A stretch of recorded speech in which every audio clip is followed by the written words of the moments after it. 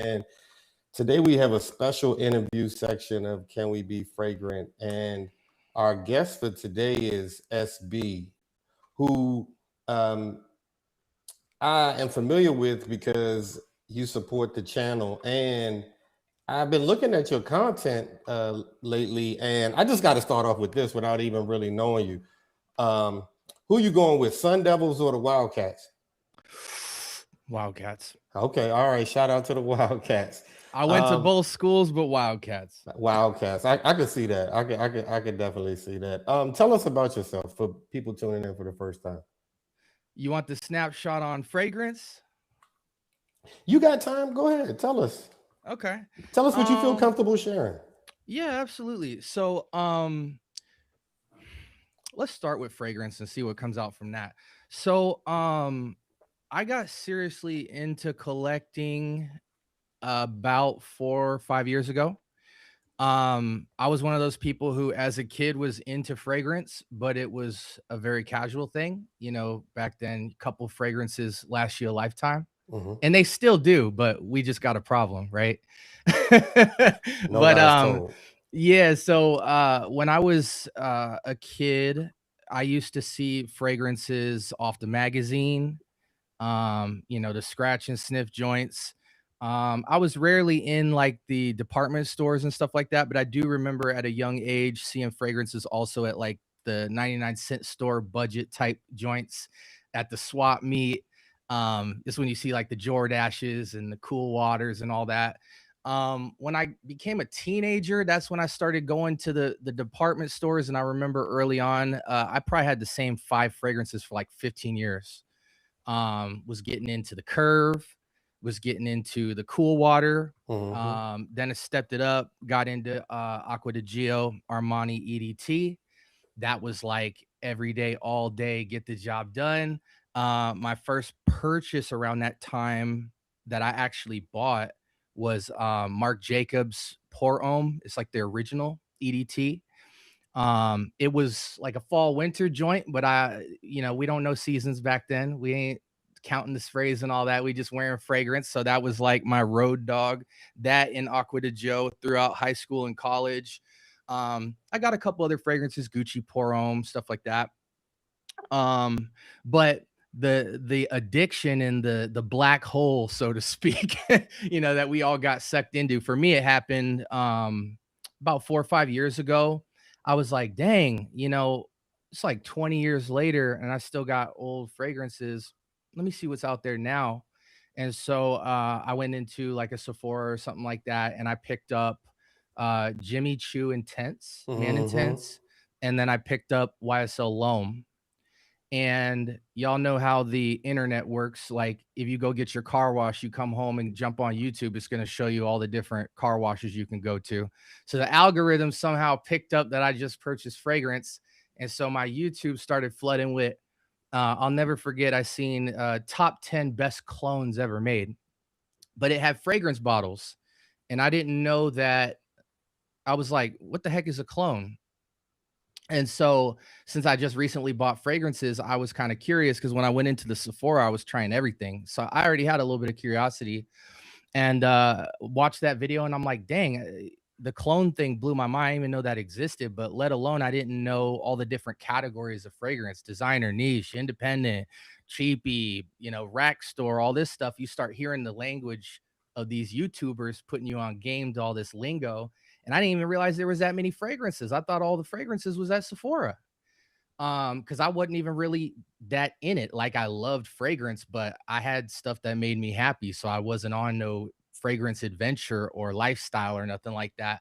So that took me down a giant rabbit hole on YouTube of just studying the game and seeing that this is actually like an art that people love. This is a hobby. This is a lifestyle thing. It's a mood lifter, a room changer. There's a lot more joy to be had with fragrance. And then I just kind of dove deep. And I think what's different about my story that you'll see really quickly if you go to my YouTube is like my connection point was mainly designer into kind of a clone pivot. But then because of the clones, I had to see what the OG was and this whole niche thing. And I I was on an adventure and I didn't know it. Hmm. So I think what's different about my channel, and I say that because it's like what's different about me as a person is I don't tend to see labels and brands and money this and money that. Like I can talk that, but my interest is in just like the discovery. Like I like discovering a fragrance and being blown away by like, man, I never seen a scent do that. Like I didn't know I would like a scent that made me relax or a scent that, I could go to this place with and or to a family spot or and so I just started copping a bunch of fragrances, man. And then my second son was born um 2 years ago. And when that happened, anybody who's had kids knows like year one is like crazy. Like if the kid survives, you did a great job. You know what I'm saying? So Right, right, when absolutely. my second son came into the picture, I have an office. At that time we had bought a house. And I'm normally in the office at night doing work and also just like my break time if I have any. And I didn't have that when my second son came because I was handling a lot of the night stuff as well. But I was like, man, for some sanity, I'm gonna sneak off into my room and I'm gonna talk about a fragrance on camera for like 5-10 minutes. And I did that every night. The first year Caden was born, and I just started putting it on YouTube. And I was shocked that people even cared what I had to say about a fragrance, and the response in the relationships that I was able to build through just talking about fragrances for like 5-10 minutes a night. Half a year into it, I started finding myself buying more fragrances to talk about and people putting me on to stuff. And you guys know how it goes. Once you get talking with somebody, it gets out of control. And then, I've been running my channel now for like almost 2 years. And I decided that when I started my YouTube channel, I was just gonna do a video every single day.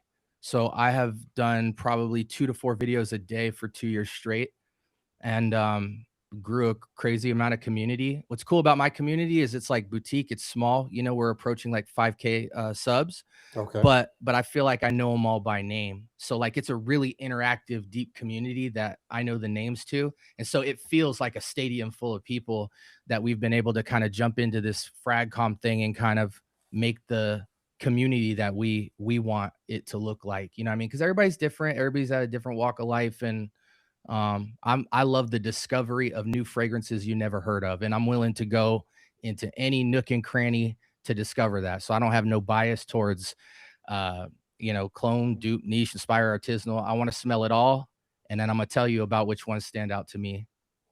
Right. Just the other day we were out and I came across because I'm like you. Part of it is the journey. Like I like smelling different fragrances and coming away with different things. And I got my nose on a porthole from Order Prissy? no, no, I can't remember the name. It's going to bother me, but it's going to come to me. And that fragrance actually blew me away. And I'm like, I think I got to get a full bottle of this. I wore it from when we sprayed it until probably that day when I got home and took a shower, and it was still strong jumping off of my skin. But let me introduce to the people that are watching, Jessica and Nigel. Tell us about yourselves so that people can be familiar with who you all are. Hey guys, I'm Jess. I'm just a girl. Kareem hates when I say that. But I am just a fragrance lover. I love a layering combo. I am also building community, especially on TikTok. And I don't know, I'm just obsessed with all things fragrance. All things fragrance. Mhm. Welcome Hey, home. everybody. Oh, I'm sorry. Go ahead. Go ahead, SB. I just said welcome home. Everybody, I'm Nigel, aka Saint God. Got big and got into fragrances deeper in probably in the last 2.5 years. Still like in the early stages of it, but I loving it. It's been a new addiction of mine that's kind of gone blow a hole in my pocket week by week, month by month. But I'm just here loving the community, being a part of it, and just raising awareness and bringing more people in. So Shout out to the people that joined the live. Real quick, I see Vinny, Joel, Mr. Flappy, Shampai. If I missed anybody's name, I'll see if I can scroll back up Oh, and we got catch the you. squad in here. Yeah, they came in hot with the comments. I clicked over. I'm like, wait, what did I miss? What's going on here? Yeah. Oh, shout out. Yeah, it is by Lumari. Yes, thank you so much. Thank you. I knew it. It was like somewhere in my mind. Jess. All right, so we talked all about your fragrances, but I kind of want to talk about what else you do because if we just take a quick little trip to your IG page, we also see that you're a music lover and you're an artist, right? Yeah. Uh-huh. So, question for you: what made you realize that hip hop wasn't something that you? How do I want to say this? It wasn't something that you just listened to, but something that you wanted to be a part of, in addition to everything else that you do. Yeah, so for even my audience, for sure, as well as y'all's audience, a lot of people don't know in the fragrance space that I'm a musician and audio Mm. engineer. When I made my YouTube channel, I wanted the community to be like strictly fragrance. And so I wanted those worlds to be separate so I could actually build a fragrance community. And so I don't even really like my music and stuff, my intros and whatnot that are on my page, like I created them and stuff, but I normally don't let people know that type of stuff. But it eventually those worlds will merge. But I intentionally, as starting off, wanted to just be into the fragrance community and see what that was about. But as far as music, I've been doing that forever. Like before a teenager, going to First Fridays and community events and weekend events. I've been in breakdancing, DJing, beatboxing, rapping, rap battles. I was doing all that super early, making beats as a really young kid, and I was just deeply immersed in hip hop, like collecting albums, getting records, the vinyl, the whole thing. I was lost in that. And I began making music probably around like 12 years old. I started releasing, like I dropped an album when I was 12 or 13 years old. Wow. And I remember selling that out of the trunk at my school. And and it's crazy because ever since that year, I've dropped an album every single year until this year. And I'm 37. Wow. So uh it's kind of one of those things, like hip hop culture is something you just get sucked into. Like and since we were doing it, we wanted to put it out and see what people thought about it. And so and then hip hop just goes with everything. Like it's the soundtrack to your life. And so it's like I didn't really feel like some deep sense of purpose. I just felt a part of it since the beginning. So I was just always contributing to it. Thankfully, rapping and making music and stuff was always a hobby that I hope turned into something. And I never really like blew up or anything as a musician myself. So it really was always just like a glorified hobby, but I did it like I did it full time. But Right. then about 12, 13 years ago, I actually became a professional audio engineer as a second job to my 9 to 5, and that blew up. So I actually took my career took off as an audio engineer, not as a musician. So I've always been doing music myself as a hobby, and I've built a following through that, but that was never paying the bills. But being an audio engineer was paying the bills.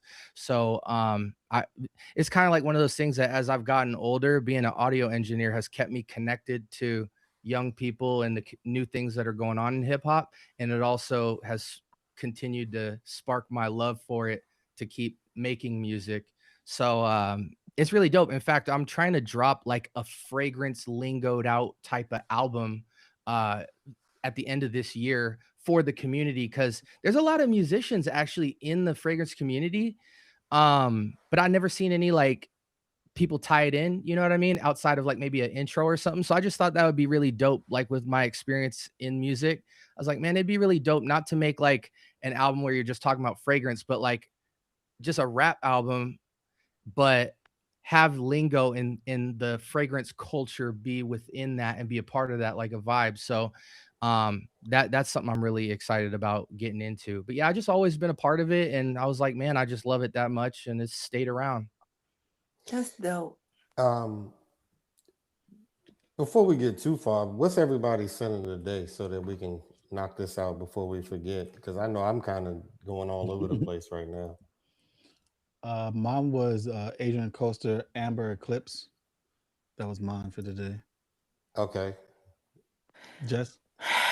Oh God, it was Amouage Guidance 46, and my God, today. It smells good. I tried to tell you that Not that that it fragrance just is smells great. good. I had to literally in this morning go to a store, get another shirt because I It could not. pumps. When I tell you, there's a whole reel on my page about it. I had to leave work, go get a new shirt. Yeah, that's not for the week. I like it. It smells amazing. But I think I did one too many sprays and yeah, it wasn't good. But it's such a good scent. Such a good scent. You know me, so I've been on these Ormond James lately, so I've been rocking Verano today. Wait, can I show you? Yeah, I've been wearing Verano. Nice. Uh, Blessing their noses today in the office, but you know, that's what I do.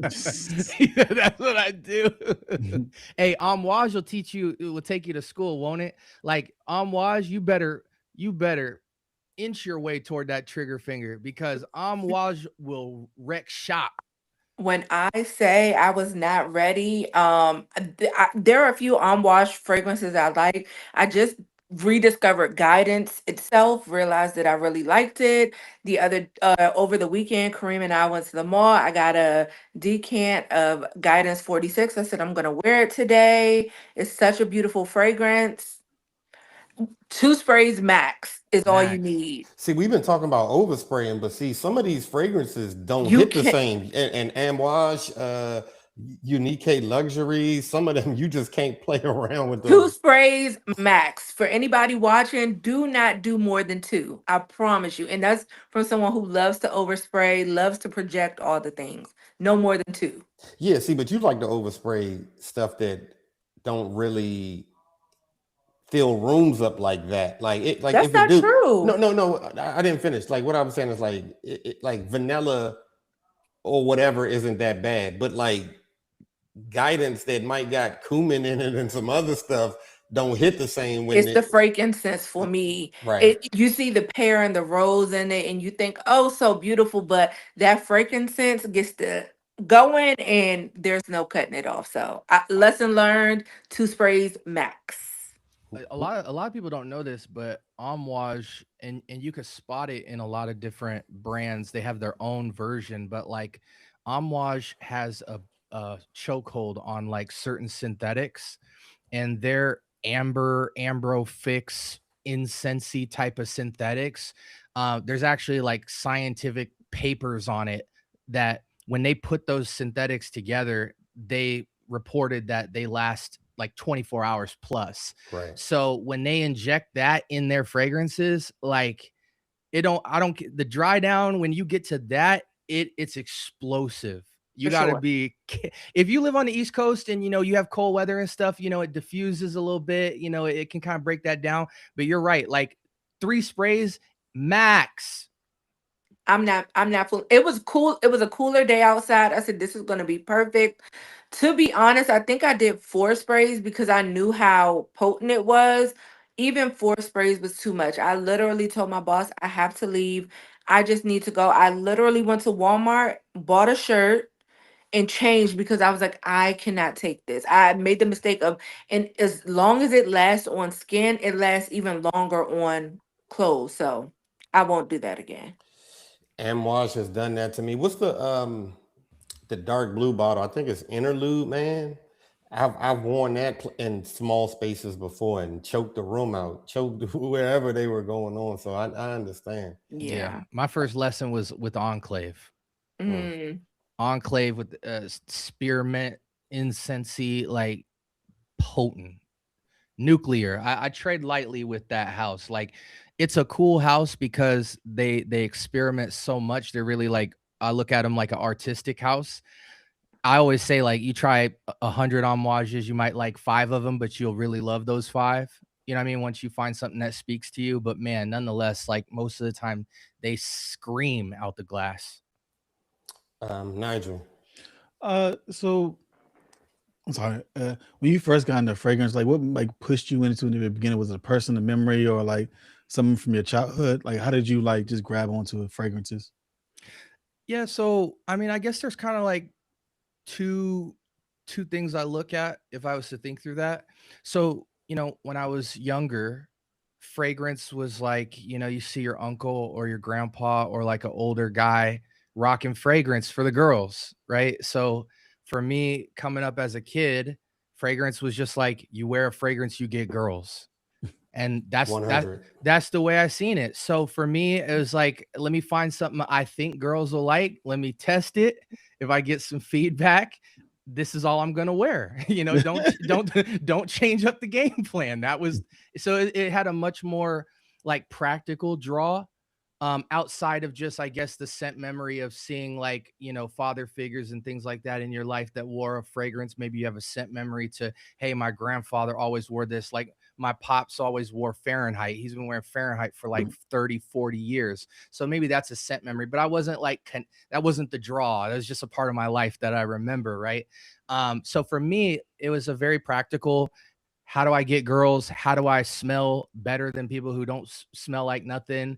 When I got into it deeper, like 4 or 5 years ago, it being with the music background and my schooling background is in the arts, so I was an artist, a drawer, a painter, a photographer. I did multimedia art, and I also taught that at the high school level. So being in the arts and then being in music my whole life, seeing the art side of perfumery, that was like a scent memory for me, is just like seeing the YouTube world of people that spoke about fragrance like it was an art, and talking about notes and different vibes and seasons, and it was a science and it was an art. So that part was almost like a scent memory, because it just, at the older you get, there's certain hobbies that you did every single day as a kid that when you get older, it's just not practical to the season of life you're in. But what's great about fragrance is all you got to do is be at the crib and have it. You're like, you got kids, you got a wife, you could sneak off and go smell some fragrances. No, real talk. Or you could go to a Sephora and maybe you don't got time, but you're gonna take it home and then get to it later, but it's always in on the shelf. You know what I mean? So fragrance is a very practical thing that's so convenient to my season of life, because I can always duck off but still be close to my family and enjoy it. And I could just talk to people on the phone about it. I could watch people on YouTube about it. So those two were kind of like the connecting points, being young and have a very practical sense of it, and then as I got older and came into it and got exposed to the whole world of it, was like what drew me in was the way people talked about it more than just this thing I knew as a kid, which was to pick up girls or to go on dates with. Dude, so what was that one fragrance that you chose to pick up girls, and then how did that mature to like an adult to figure out like the one you wore when you dated your wife at the time to getting? Yeah. So the main two I remember the most that I felt like I was, that guy, was Aqua de Gio EDT. Was my sporty everyday, I wore it at a PE class, I wore it to class, I going to a function, it's super fresh, marine aquatic. That was like my daily drive. And then if I was ever taking some girl out on a date, I was rocking the Marc Jacobs original EDT, which is kind of like around the realm of like your Cartier Declaration, Cedrat Boisé kind of style. And to me, like, that's one bottle I actually still have from my childhood. I have like 30 ml left from that glass, and it still reminds me of that time period. So that was like my date night. When I got older, I can't. It's funny, the way we define signature scent changes when you're a collector, right? Because growing up, somebody's signature scent was something that it's like they only wore that. Right.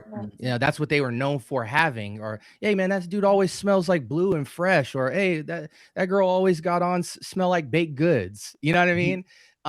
So He talking about you, Jess. Whatever. Hey, I've been watching. I know what you like, Jess. You know what I like. I know what you like. But yeah, so like as I got older, I didn't really gravitate towards having like a knockout kind of fragrance that I was like, now I definitely have stuff that's highly complimented and stuff like that. But again, like one unique thing about my journey in terms of like my self-awareness is I'm realizing at this time I prioritize my journey more than finding the fragrance that I say is mine and that identifies with me the most. I definitely have a lot of that, but my biggest joy is still just the discovery. So in that sense, I can't grab a couple fragrances off a shelf. I tell people I don't have fragrances, I have a problem. You know what I mean? So yeah, man. I mean, I could tell you a fragrance that could do anything off my shelf. So I don't really have anything that's like signature to me, but I definitely have stuff that I could say, oh, well, this got me the most feedback here or there. Do you have a favorite? No. Mm. One thing I will say though is I was thinking about this today because I figured you guys might ask that. One fragrance that unapologetically I will say is my favorite because I hold it in one of the highest regards, and that's Chanel Coral Mandel. Oh, that's a great fragrance. That fragrance, I remember when I smelled that, just absolutely blew my mind. And reading about it and seeing kind of the history of it, it kind of falls down the line of the L'Instant de Guerlain series, Nasamato Pardon, the chocolate patchouli, but Coromandel's more, it's got more going on than that. But for any of you guys who like a patchouli that has like this very elegant, pristine, Frenchish, chocolatey, you know, big sillage, big CEO vibes, seductive kind of scent, Coromandel just can't be matched to me. Everything that smells like it is smelling like it. It's the OG for me. So if there was one, it would be that. Are you a clean fragrance kind of guy? Because I'm getting that vibe from you.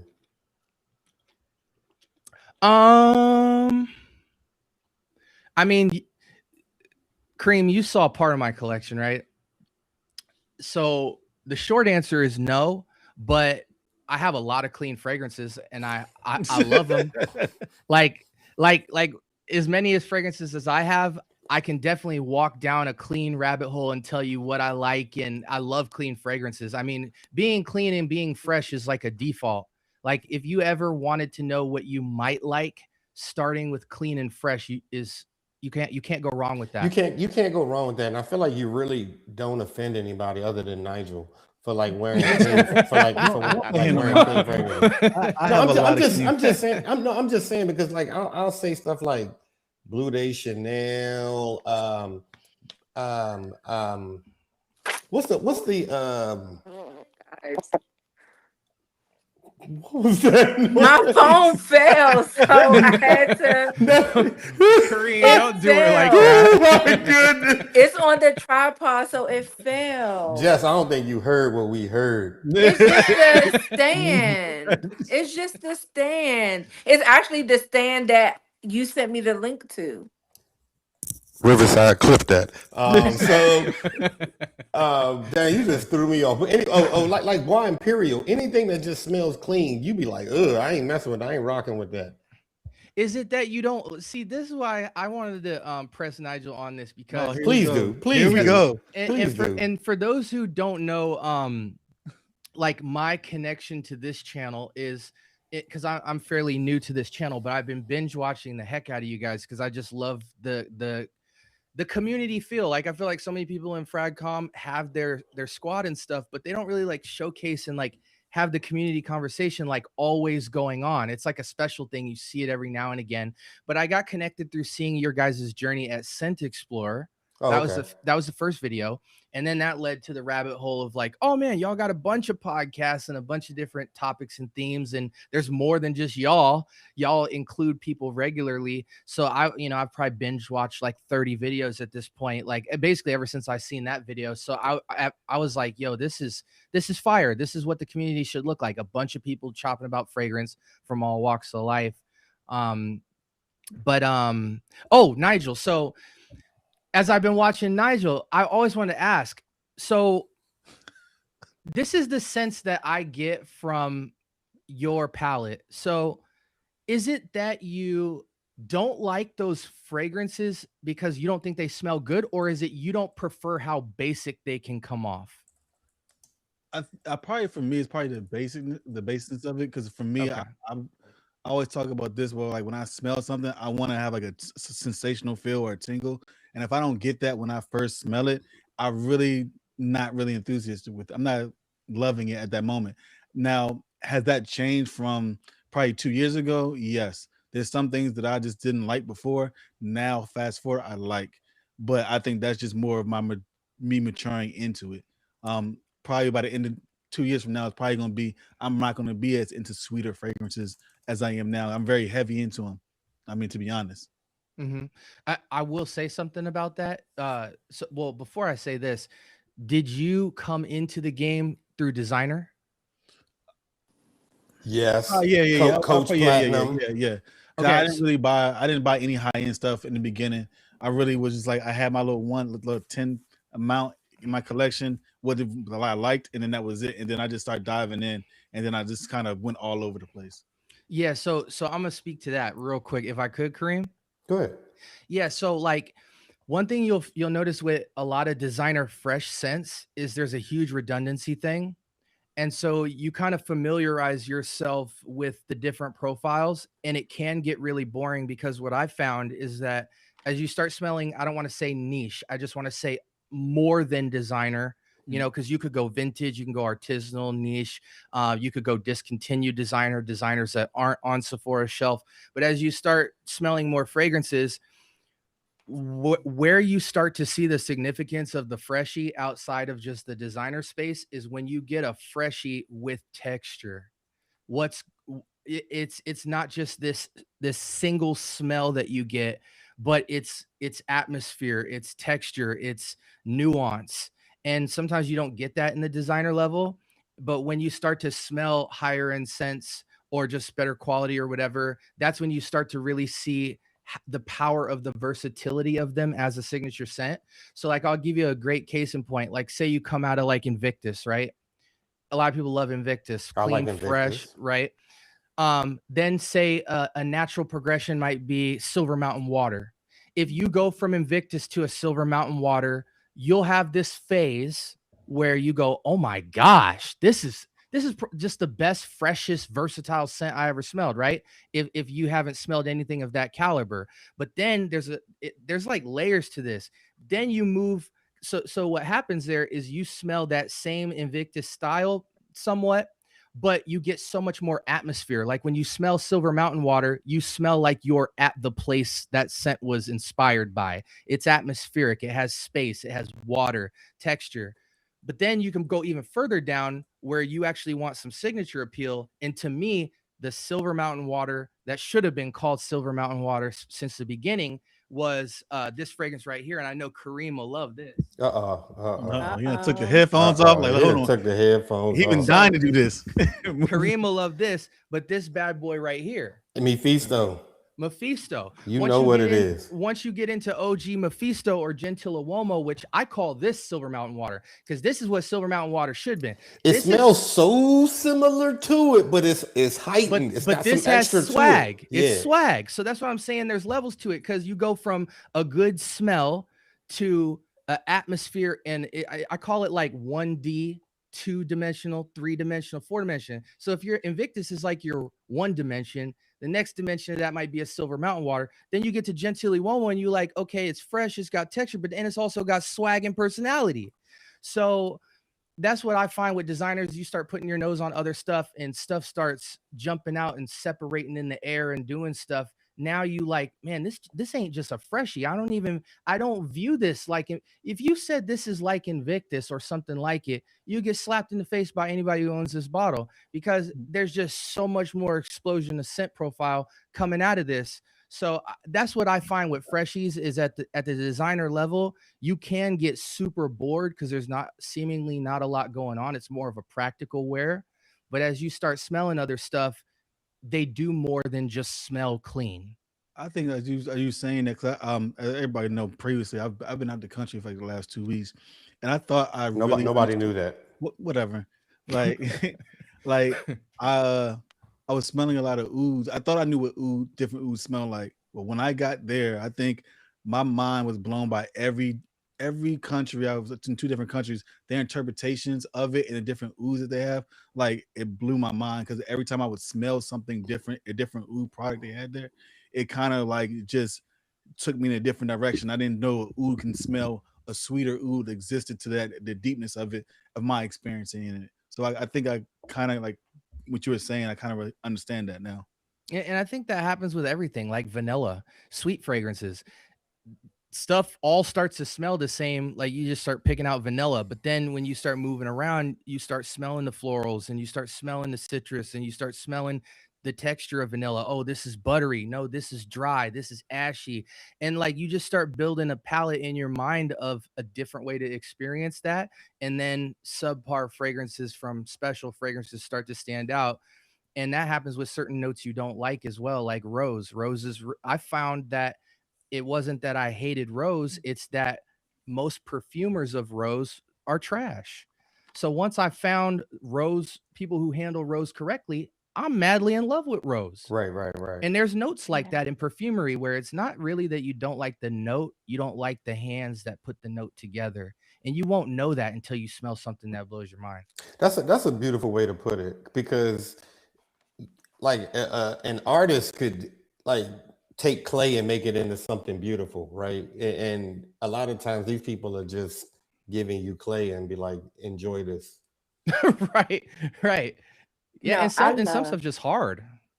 I love that you said that because I've been my fragrance taste has been changing recently. Don't I do it. used to be a white floral hater. No, no, no, a white floral hater. Like if it's a white floral, I don't like it. Now, me and tuberose still don't get along. However, I thought I didn't like white florals until I smelled a white floral and I was like, huh.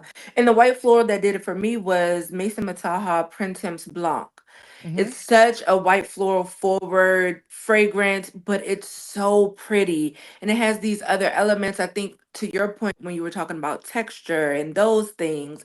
And it really just opened my eyes to like, maybe don't be so closed off to white florals. Now, tuberose, I can't still. I'm not that mature. I think I've maybe smelled one tuberose fragrance that I'm like, okay, I could do this, but for the most part, it's not for me. Hmm. Sorry about that, but I love the point that you made. I love the point that you made about how good, or how just your nose can change in general.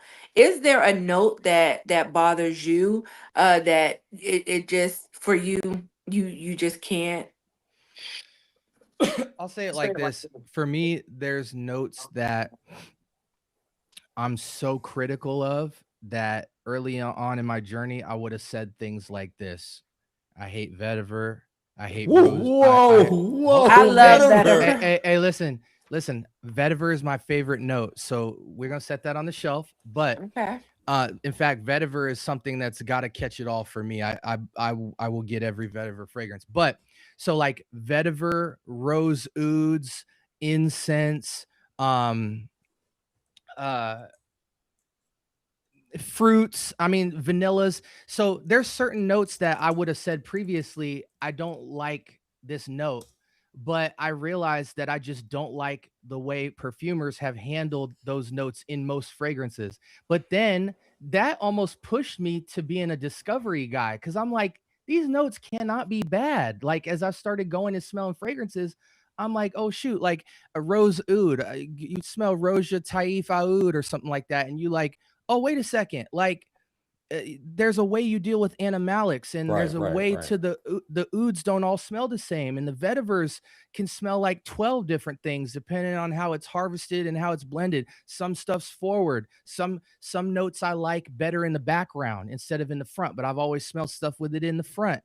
And you just start to see that you just have a preference at that time, but you just haven't found it. So you gotta fragrant. The more fragrances you smell, the more you'll kind of be reluctant to be like, I don't. It's not. It's not that I'm not for this. I just haven't found my fragrance yet. And so for me, like, I love vetiver, but I hate most vetiver fragrances. So I'm so critical. I feel like my vetiver collection doesn't look like anybody's top 10, top 20, Hmm. because I have a preference towards how I like it to sit in a fragrance. And so yeah, there's for me, there's really no notes that I'm like, oh my gosh, like why would you even take the time to deal with that?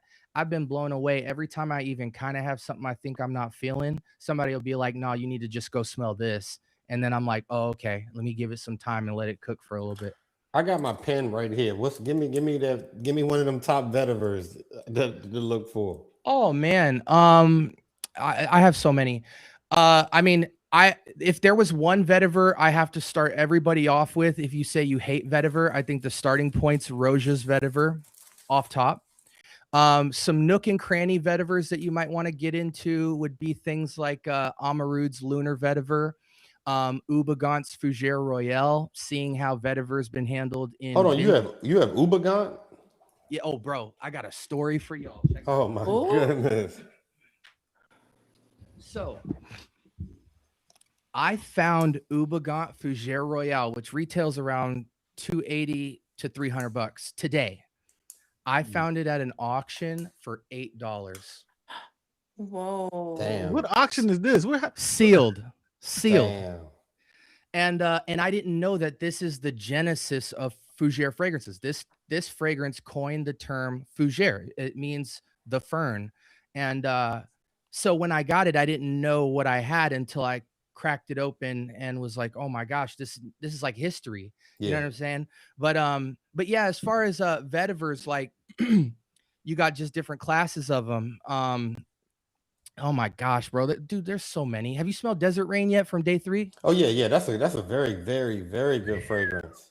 Oh my I haven't gosh. smelled anything from them that I haven't liked yet. We still haven't gone through their discovery set. I have it. Mhm. That's going to be probably one of the episodes we work on in the future to talk about day 3 fragrances. But that's definitely a good one right there. Yeah, the perfumer of day 3, Michael Paul, he actually lives I saw you was in a picture with him. Yeah. Yeah, he lives down the street from me. Look at Wow. that. Wow. Yeah, so Mike and I are really good friends, man. Shout out to day 3. And Shout out to day 3. I didn't know that until someone put me onto a Scandalo, and then I smelled it. I was like, yo, this is fire. He's like, you know, that dude actually lives like probably down the street from you. So I looked it up, and they had just happened to be opening their first boutique.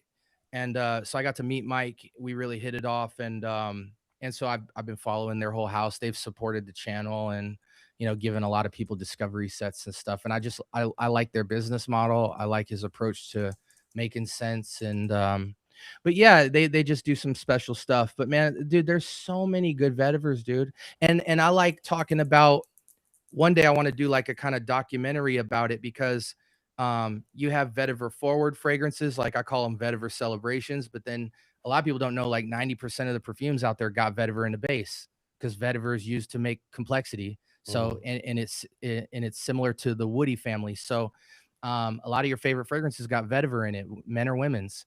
So I like to talk about, you know, what fragrances where if it weren't for vetiver, the fragrance would be flat.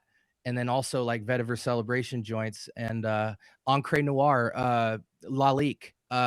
Yes. Almost all of the Lalique line has vetiver in it. And Lalique gets a bad rep because people only talk about the fragrance of death, the original Ancre Noir, which basically smells like soil in a graveyard and black ink. But they have an entire line that's just tons of great vetivers, done with booze, done with green, done to be like Leighton, done to be grassy, sporty. So I have a lot of it, dude. We were just talking. Actually, I can't remember her name right now. Jessica's fragrance friend. I guess she's all of our friend, even though she gave me a weird name. But she had just posted something. We were talking about fragrances, and I ended up bringing up Lalique's Pour Homme. That's the one with the lion on the bottle. That's a very good fragrance right there. Lalique. Well, you know what it's imitating, right? No, what is it imitating? Bois. I almost said Bois Imperial. See? Bois de Portugal from Creed. You think so? It's up for grabs. There's 2 fragrances that people say is the kind of anchor pivot from those. One is and you got to remember, I think Creed Bois de Portugal came out in like 79, around there, and then Lalique came out 10 years later with Pour Homme Lion. It's a heavier profile to it. Bois de Portugal is a lot more fresher and more sophisticated to me, but a more modern take on that DNA would be Mercedes-Benz Intense, which you can actually get in Ross today. So if you smell those two together, one's kind of like old day and new day type of approach to it. But those are the fragrances I always point to people if they can't afford that Creed price. And unfortunately, Royal Oud From Creed? yeah. So Yeah. Creed's Royal Oud and Bois de Portugal are, I believe, the only juices from that house that haven't been reformulated. I love those fragrances. So if you want an original Creed today, those are kind of all that you're left with, which those two fragrances are like super signature. So did they reformulate original Santal? I believe every fragrance has gone through a reformulation, minus some that have been discontinued. But definitely the ones that are all on the shelf today have been super reformulated. Millesime Imperial smells so different now than how I remember it smelling some years back. You're better off putting on Milestone. Don't do that. Don't do that, bro. You got Creed reps that say that.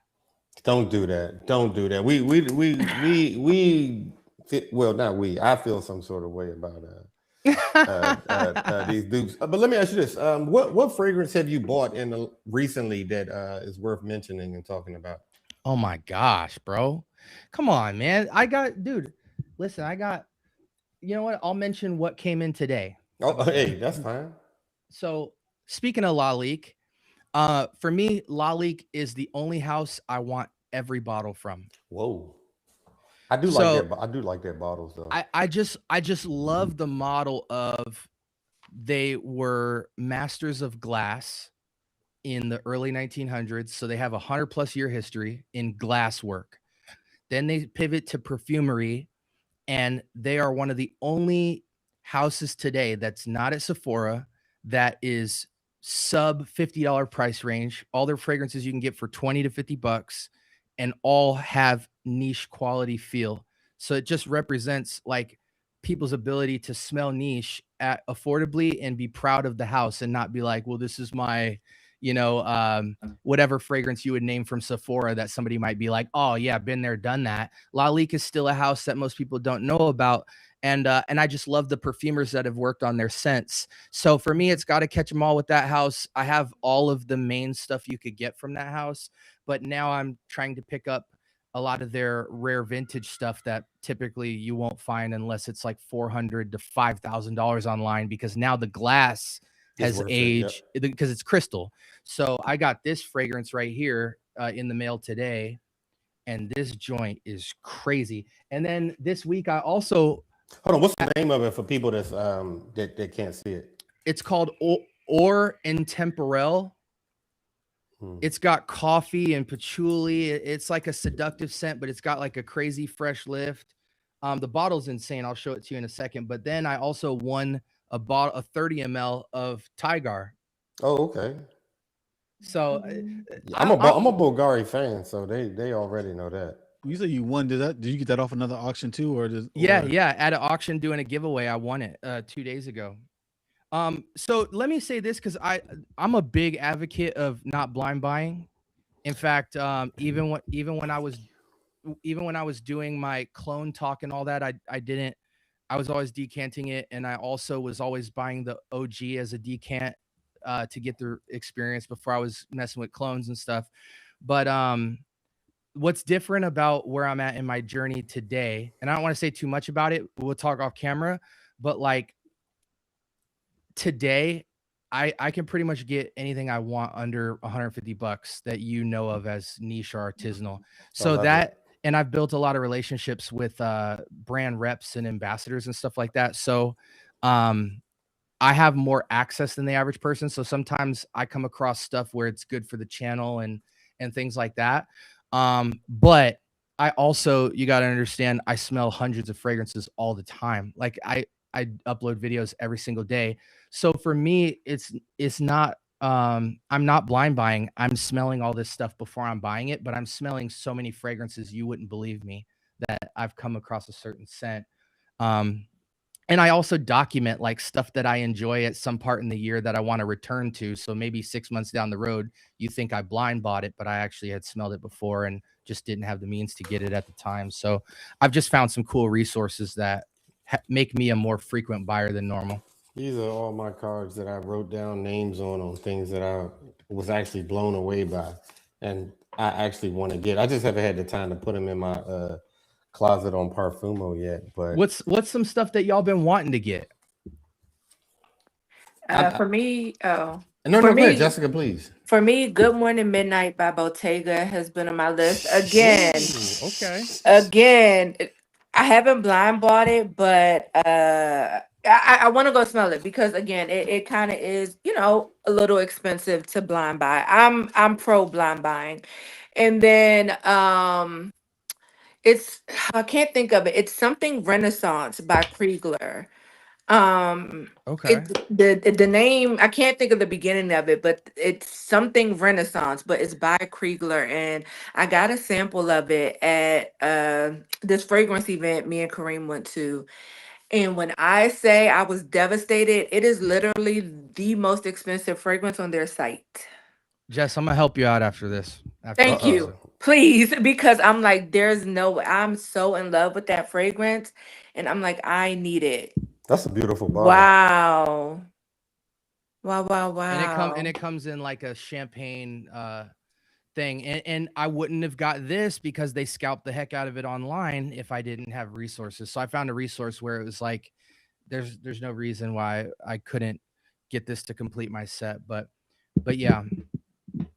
Do you keep your boxes?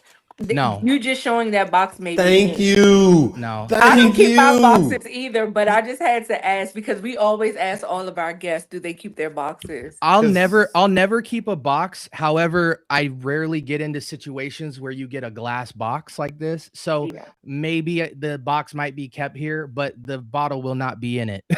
I will be spraying this bottle and wearing it, but generally no, I'm throwing the box. I mean, I don't even have room for the fragrances. How am I going to have room for the box? This is what I've been saying, Nigel. So I've changed from my initial philosophy because I had all the boxes before. Then I switched from the boxes, and then I had a disaster occur, and then I got the right shelving. So I went through a process to get to not having boxes, unless the bottle and the presentation of the box, like it's a keep for me. Certain things that you just should keep because the box is part of the value that you get. True.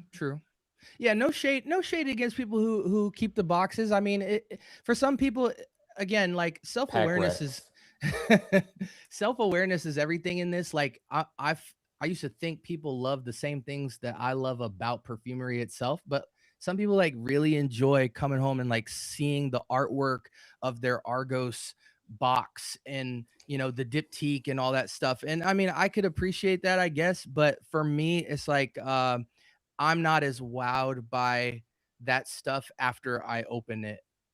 It's like, oh, this is amazing, but as an artist and things like that, like I don't see it as artwork after about 10 seconds. I want to smell the juice. And right.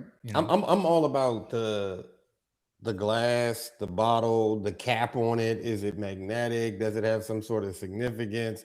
And what does the fragrance smell like? I don't care about the box. No, let me rephrase that. I do care about the box. Okay, so but Kareem, you do have some stuff that you still have the box in, like the casing it came in because it's part of the value of it. You can't say you don't because you do have some of them. You don't know what I got. You don't.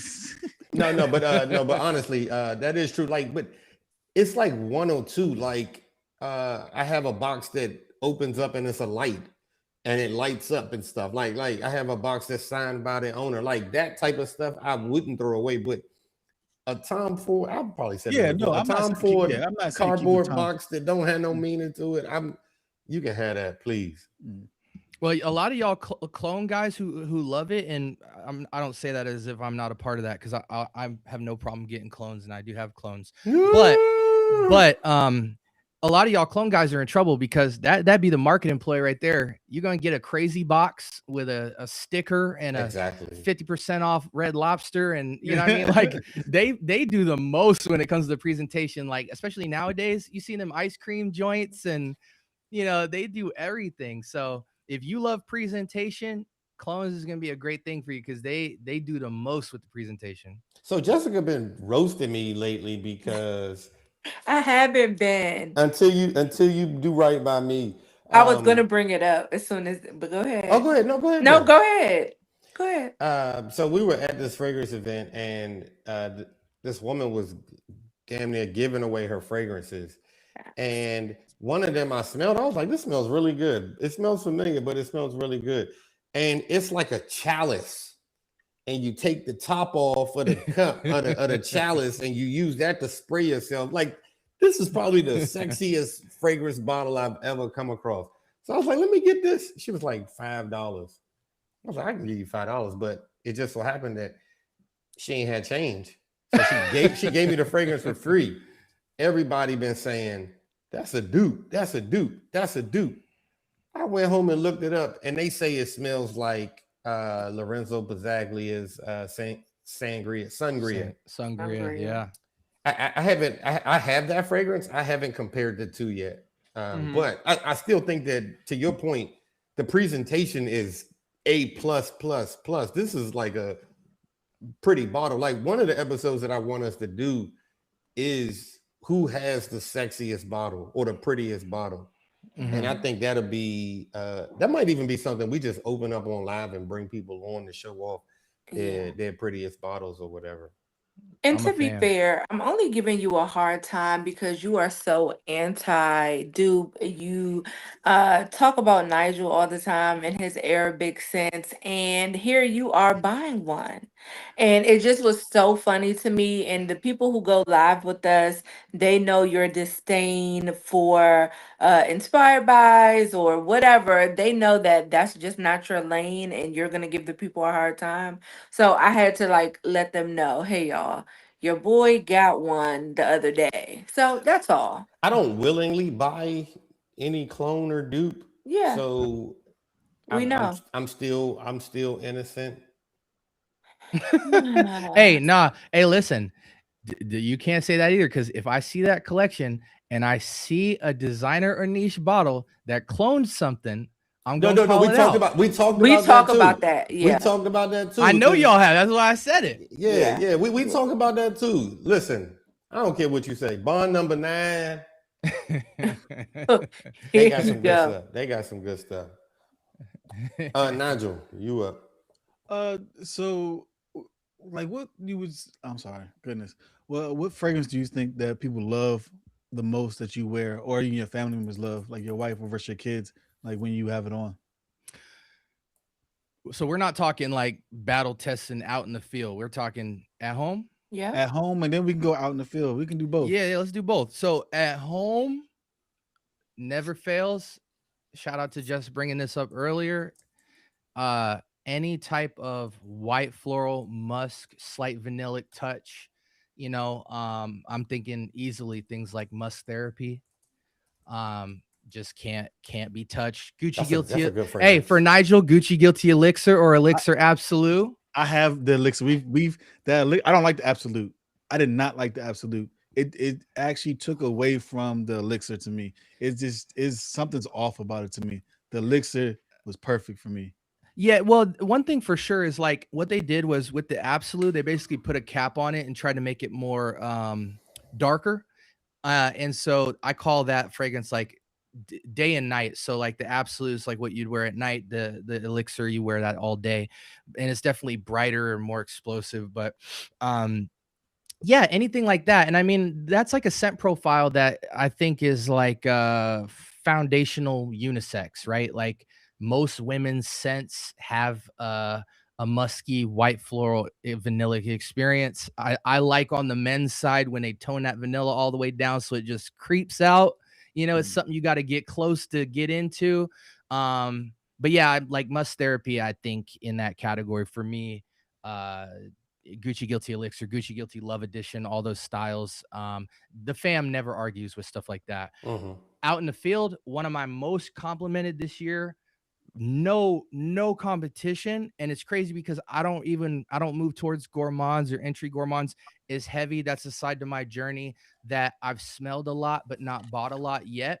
But I have this bottle, and it's Tres Oros from day 3. Yes. So this is pineapple, mandarin orange, brown sugar, syrupy, honey, absolutely intoxicating, sexy sillage. You go out, that thing has high compliment factor for me. Wow. I think Nigel would love that too. Hey, Nigel, listen, man. Nigel, you got kids? You got kids, right? I have a son. Yeah. Yeah. If you don't want to have more kids, don't wear that. Don't wear that. Oh, well, you know what? Let me move on to the next question. So what fragrance in your collection feels like the most to you? Oh my gosh. Truthfully, I can't answer that, but I'm gonna throw a fragrance out there because I'm a big fan of when you do fragrance content, talk about some dang fragrances. You know what I'm saying? So like ones that I'm like have a crazy connection to, Coral Mandel, obviously. Another one that I just feel like is the sexiest, every day, every night, versatile for men is Desert Rain. I really love what Desert Rain, Midsummer's Dream, Roja. Just love how that rings off. Yeah, those are some that really stick out to me as stuff I really love. But even like if you want to go sweet, one of my favorites is really simple, Colonia Pura from Acqua di Parma. I just think it's the freshest scent possible. They don't get talked about enough, Acqua di Parma, for some reason. I don't know. Maybe they're not giving away enough free bottles. At the scent event that we went to, that wasn't last weekend, was it? It was the weekend before last. Jeff? Which the actual the one in Virginia in Dumfries with Sham. That was just last weekend. Okay, that was just last weekend. Yeah. I ended up swapping with somebody and getting the Acqua di Parma fragrance, and it smells so good. When the dude was like, shout out to Red Beard, by the way. Shout out, we're gonna have him on. But he traded me that for Electimus Ulster. Oh, that's crazy. I was like, this is not even debatable. Take that. Let me get this, because I like clean smelling stuff, and Ulster don't hit the way I want it to. Yeah, Electimus Clone House. No, just kidding. It is 6, 7. but I will say this: Electimus, every fragrance screams out the glass, and so you really gotta love it. Because that house is, everything's, robust and intense. So a lot of times you might love it out the glass because it feels special, but then when you really unpack what it smells like, you might not grab it. You could go through fantasy stage really quick with houses like Amouage, Argos, and Electimus, because stuff is just roaring out the glass. And so if you've been smelling kind of mid fragrances that are shyer, you might think you love the house, but it's just you like the attributes about it but you haven't really found your scent. But I think Acqua di Parma doesn't get enough love because most of the people always run into performance issues and they don't know the scents from the house that can really go. They get like a 2-3 hour experience on a lot of the house.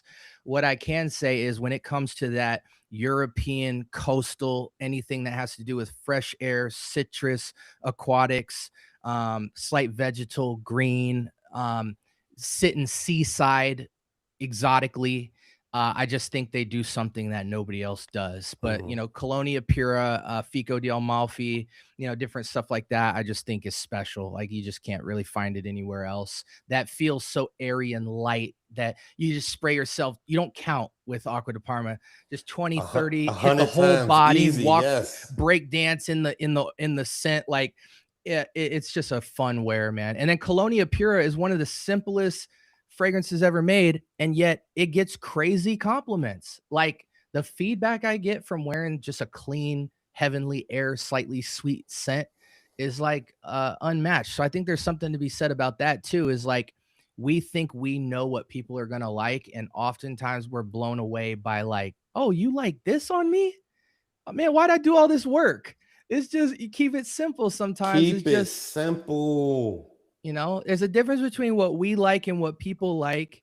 And being aware of that is helpful sometimes, to kind of be okay just getting simple scents that have a lot of qualities about them that aren't just in the smell. You know what I'm saying? Like stuff that can be felt, not just smelled. And I think simple fragrances do that in a way that complex scents could never do, because they're oftentimes trying to do too much. I think that's the gravitation and the mass appeal of designer fragrances. They necessarily aren't trying to do too much. They can do the few things that they do really well, and they're not necessarily swinging for the fences like people that's adding uh I don't Civet know. and Yeah, yeah, yeah, yeah, yeah. yeah. You know where I'm going with this. Yeah. Exactly. Yeah. My goal, if I'm standing next to somebody wearing a designer, is not to smell more complex than you. I just want to smell a little bit better. And that's where I think the artisanal and niche and some of the higher end designers do it well, is they take simplicity and just give it a little more specialness. You know what I'm saying? You don't have to do much. One of my favorite it's kind of like on the affordable side, fragrance houses that I think they do fragrance so well like this, where they take something that you would think is so simple and they just make it so good. And the house is Sniff. And a lot of people are still getting into Sniff. They don't know about Sniff. I put Kareem onto a few Sniff fragrances, but they just do something so good that they're not screaming at you for the most part, but they're just so subtle. And sometimes those are like my favorites to wear. They always give me compliments anytime I wear one of their fragrances. And it's just easy. And I feel good telling people, like, because I always say you don't have to spend so much money to smell good. And that's just one of those houses that I always tell people, like, you'll find something. Not everything is going to be for you, but you'll find something Mhm. in that house. I don't know. Absolutely. Yeah, Yeah. and I think like there's something to be said when you start to figure out that like when you start finding stuff that speaks to different parts of who you are, like at our core, a lot of us most of the time are very regular and simple people. And so when you just want to relax, when you just want to not be doing the most, you need a fragrance that complements that vibe. Yep. And so as you smell stuff and start getting more practical outside with it, the natural progression of that is like, man, I got a lot of crazy stuff, but like, a lot of people wind up downsizing and simplifying, or vice versa. You kind of go through these ups and downs with Mhm. seeing where you've gravitated towards a certain family of fragrance for a long time, and then you got to knock it down and get simpler, and you want something that is practical to how your life actually feels in your moods and stuff. What is your comfort scent if you have one? Oh, I have plenty. One that immediately jumps out is Wulong Cha. I just smelled that So the other I gotta day. smell that again because the sample that I had didn't do it for me. But You didn't everybody, smell it in the store with no, us the I other didn't. day? I You was so cannot, I was you so can, concerned about getting some food. I ended Your up leaving. acai bowl. That's what Yeah, happened. don't Okay. put my business out there. Sorry.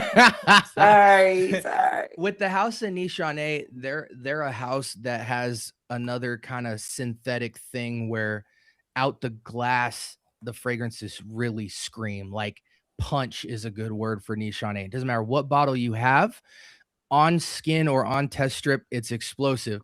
But I used to think that that was a bad thing, but 10 minutes in, when all that synthetics, everything sits down, you realize that they do that so that the fragrance just has carry.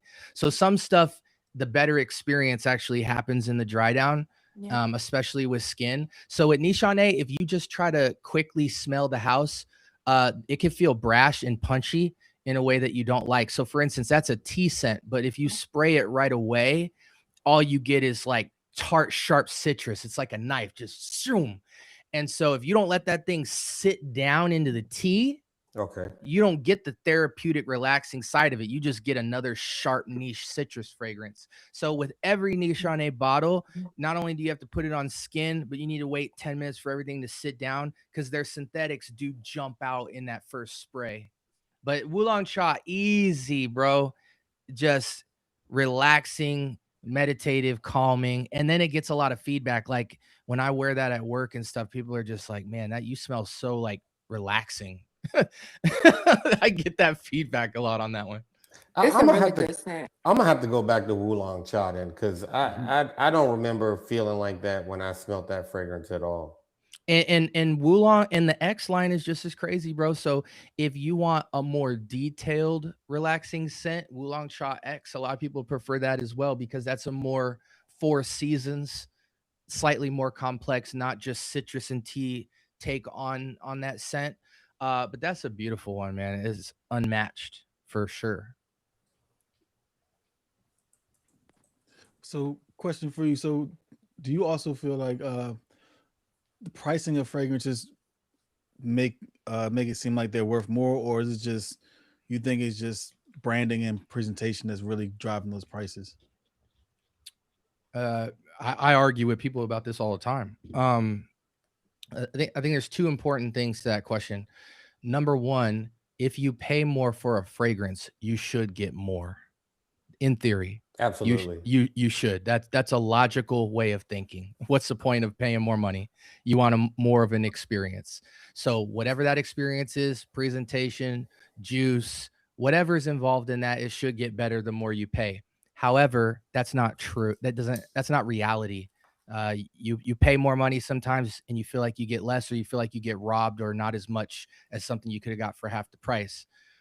So and the other point to that, that's kind of a whole different take on it, in my opinion, is like juice is really cheap to make, and really expensive juice, if you know, for lack of better words, We got you. is also not that expensive to make.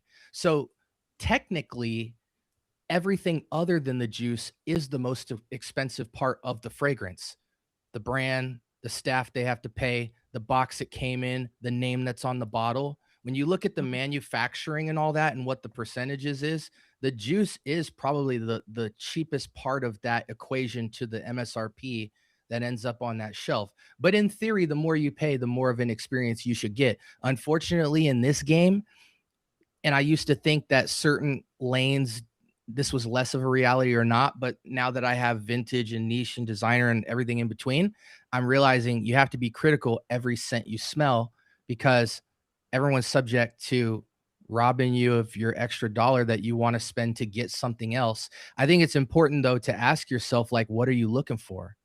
Like, don't just spend more money and be like, give me some more. What's more? Maybe the more that they gave you wasn't what you actually wanted from the scent. It's like, instead of 10, I'm gonna pay 30. Okay, well, here's a cool box. Wait a second. I didn't pay it because I wanted a better box. I like the juice. You know what I mean? So I think you got to be self-aware to know what you're looking for. And then as you navigate fragrances, figuring out what stuff you need to justify a certain level of price. But I think it does help when you figure out how to get all these fragrances for much cheaper than they are, because it makes walking through your journey so much easier when you're not breaking the bank every second. But one thing is for certain: no matter what budget you have, guys, there are thousands of amazing scents at every price point that you can go and experience right now. So I hate the notion that you have to move to a certain tier to get more of an experience, because even that experience, if that's true, is subjective art. And So that's it might not hit the same for you for the same reasons as somebody else. And where you're at in your journey matters to that equation. that's why I feel like, why buy clones? The money that you spend, $50, $40, $50, you can actually go out and get something original that smells good and isn't trying to copy and be something else. I think Yeah. I think there's kind of some people don't know. I mean, in general, like people getting in, they go to like a stand in the mall and they pick up, oh, I like this. Don't even know it's a clone until they've gotten further into the journey, or if they even care at that point. No, And no, they're I'm fine with buying. that. I'm fine with that. I'm saying don't willingly, like don't knowingly. Oh, this I can get something that supposedly smells like an $800 Rosia for 30 or $40. No, just go buy something that smells good for $40. That's original. And you know, my argument to that is always the same. If someone goes into LV to smell a fragrance and they fall in love with it, right? Save up. Yes, But that's not okay, of everybody's course, need. you could save up. However, do you then think that those people don't deserve the experience of that fragrance profile because they can't afford the 800 bucks? Now, I do agree, save up. Do what you have to do to get it, but that's not the reality, and I don't think people should not be should have not should not have access to certain scent profiles because they can't afford it. Anything. Now, I do agree with you when you say, let's say I make a video because I have a trap revs. So let's say I make a video on the trap revs. Somebody takes what I say about how this fragrance smells. They've never smelled it, but they go buy it inspired by because they're like, well, just said the trap revs. I do agree with you. That shouldn't be the case. You should always get your nose on the original. But I don't think people should not get an inspired by or dupe or what clone, what however we want to call it, because they can't afford it. I hate that for them. Because what if they really love the scent profile? That's like I Anything agree. worth having is worth waiting for. No, You save up, you get you a sample, you go there, smell it, get your nose on it, and then you work towards that. It makes you appreciate what you have, and it makes you appreciate the process and the journey that much more. But you Like, can do both. but like I agree with Jess on this one. It's like if I hold never on, wait, you do. Hold on, wait, what? shut up. Like like we like I like Altair. It's one of my favorite scents, right? But if I never smelled Altair and I smelled Liquid Burn, I would be inclined to just have Liquid Burn and then fortunate to go to Altair. I'm like, oh, I'd be like, oh, where did this come from? Altair is what Liquid Burn was supposed to smell like. But I know Liquid Burn is not the same as Altair because I've experienced it first. But if that price point for Liquid Burn is pennies to me to Altair, and I would virtually go there if that was my price point, regardless if I could afford. I mean, I couldn't afford it. I would still want to smell similar. Can I weigh in on Yes, this? I was waiting for Uh, your yeah. So, hey, we're gonna fight because this is just a big topic. We gonna fight. Yes, absolutely. I like that. That's why I like y'all's channel. Like Yeah. it's just real life. Like it's good to discuss this stuff. So one of the things that we don't talk about is hype. There are things that go on in different generations that you're like, man, I can't believe they do that. Clones are explosive right now. And the amount of people talking about clones is like 1,000 to 1 compared to your regular everyday designer vintage niche lover talking about fragrance, and they're more excited because they have more, right? It's just more now. So there's an aspect to the clone game that is fun and exciting for people because they can just have fun in it, and it's scratching a curiosity of them of discovery that almost has nothing to do with the values that you value about the process you're talking about, Kareem. And so they're in it for a different excitement than the end goal, which you think is to get a fragrance of the same caliber, or if not better, for the same price point. So there's that aspect of it. Another thing that I find that's really funny is, Jess, we say things like, people need to be able to smell an expensive fragrance and get some way to connect to that experience, right? It's funny though, most of us who say that are people who have like 1,000 clones behind us. So that perspective to me is real, but it's it's said to present a reality that, like, somebody's sitting at home with like 2 bottles and they really love imagination and they need to just have an entry point because they're broke and they want to be able to get something on their shelf and have a niche experience. But the reality is that that's not who we hang out with. All our friends who have clones have hundreds, or have way more than necessary. To that guy, he doesn't need that. He needs to chill, yeah. slow down. So it's a valid point, but the people speaking on that are almost like adding to the problem of like, well, these people have plenty of fragrances. It's not a question of access. They just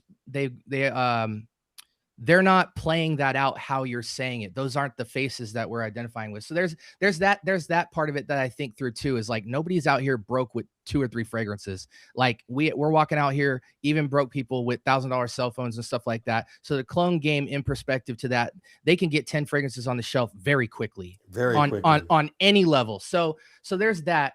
But here's what I'll speak to on with Kareem's perspective, bro. We have to do a better job of showing people alternatives. Like when Nigel just said, Altair, and then somebody might connect with Liquid Brune. What's happening out there today is some dude is showing some guy Liquid Brune, right? Some dude is showing some guy Altair. But there's even more than that going on. There's some guy showing somebody Mercedes-Benz Club Black. I like that fragrance. And all the other price points wherever they got in to get a vanilla tobacco profile. So the question is like, if they don't know, right, Kareem, like they don't know they can get this for the same price or whatever the scenario is, more people need to be talking about it. And that's what I love about kind of what I do on my channel, is like, we go through every price point and say, here's what's out there in clone world. Here's what's out there in vintage world. Here's how you could get into this at the niche level. You could go through private perfumers that make their own clones, whatever, wherever you fit in and whatever excites you about it. The clone with the ice cream, whatever. Here's your options. And I think we're in a situation right now where fragrance is like exploding, and they don't know of all the options out there. They're coming into the game with a certain amount of resources, and they're just getting what is exciting to them. We need more advocates of like, well, bro, you can go get Bois Imperial's like 70, or like whatever it is. So I just think that the reason that a lot of people are turning to clones is because that's all they hear about every single day on Right. TikTok. The same people lying to them about these fragrances, telling them to buy the latest dupe, the latest clone, are the same ones that's going to turn around and sell them another fragrance that they got their name on, that they've cloned and jacked up the price on. And because they just want people believing that they need to buy any and everything. Like I hear you, Jessica, right? Mm-hmm. Creative Ventus smells great, smells good, $550. Why spend that when I can go get Club Day in the Week, right? Mm-hmm. But and I've said this before, if we start allowing people to clone fragrances, eventually they're going to start coming for the stuff that we really care about. They're going to come for elemental fragrances. They're going to come for what is her name? I can't think of her name, but like we did like a bunch of black owned fragrances. What happens when they come for all of them and start duping and cloning those for the low and cutting these people out of their business and their profit and their margins? No, I definitely agree with you. But I think, to SB's point, and I think he just made the point of points, and the point that we never really address, which is showing the people the other alternatives, and then that would lessen people feeling like they need to go get the clones, because now they know other things that they can get. Because I think when we look at these major content creators, major just people in general, they're always like, you got to smell like imagination, you got to smell like a vintage, you got to smell like, and they're telling you this, and then they're giving you the alternates or the clones of those to say like, hey, if you can't get this one, get this one. But there's an in between. Like, I know everybody's talking about this pineapple fragrance because, of course, everybody knows the pineapple of pineapple fragrances for men. But instead of saying like, instead of getting that, get the clone of that. Instead of all of that, just say, hey, I know a pineapple fragrance nobody's talking about. Because the other part of it is everybody wants to feel exclusive. Everybody wants to feel like they have something that or they're hip to something that someone else isn't. So I think just giving that extra alternate, and that's why SB's channel is so important, because he's hitting all of those points. He's giving you the clone if you so choose, but he's also giving you an alternate, like, in your price point, you should try these instead. Don't worry about that. Try these. And I think that's the point in between my point, your point, where it's like more of that needs to happen. So I love that perspective. No disagreement there. Yeah. I feel you on that. People don't realize how much access they actually have. Yeah. We need to empower them with that knowledge. And that's why I'm a big advocate that I'm not a fragrance reviewer. I document my journey. And I'm just going to document everything I'm experiencing so that your journey is a little more efficient and exciting than mine, because you got to pick up where I left off. And here's I'm gonna throw a little kink in the screw.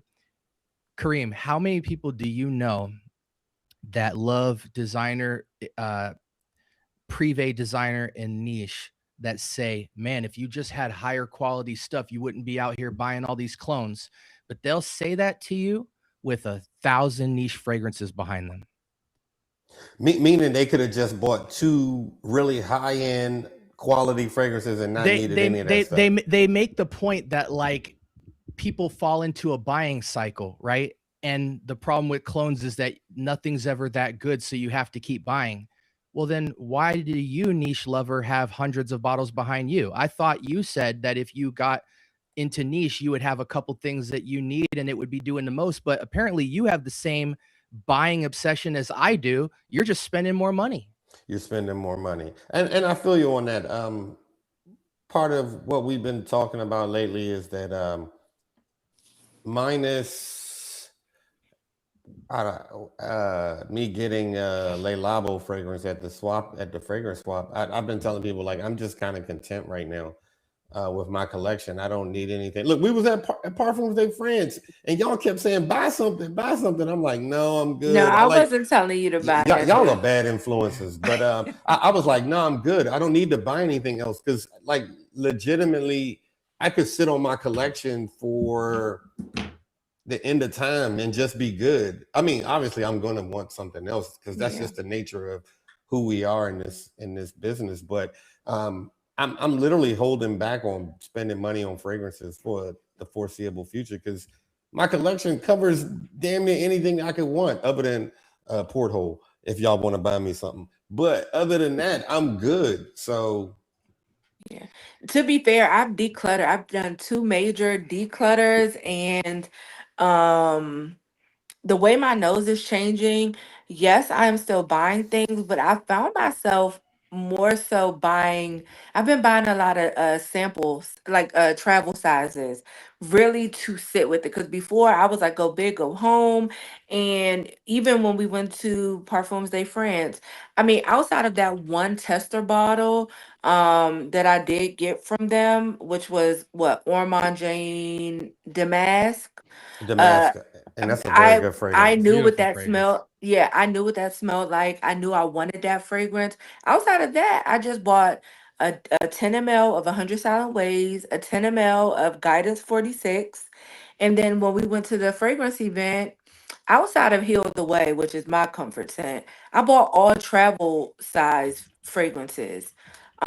Just so that I could try stuff. But I think it's changing for me. I'm slowing down. I think the need to always want something for me is always going to be there, but that's when my self-discipline comes in. It's like, you don't need that, sis. It's Uh, good. I I was see you thinking warming about up to this. tuberose, Jess. You said Huh? 100. I You said likes 100 tuberose. silent ways. You warming up to some tuberose. listen, She like listen. tuberose. Don't be I cool. hate. We were at this event and Kareem was like, "Smell this," and I said, "Kareem, it has tuberose in it." He said, "No, it doesn't." The first note, tuber. I said, Kareem, please. So I do like 100 Silent It Ways. was Rubertos. We talked about Whatever, this. Kareem, ain't no Ruber toast.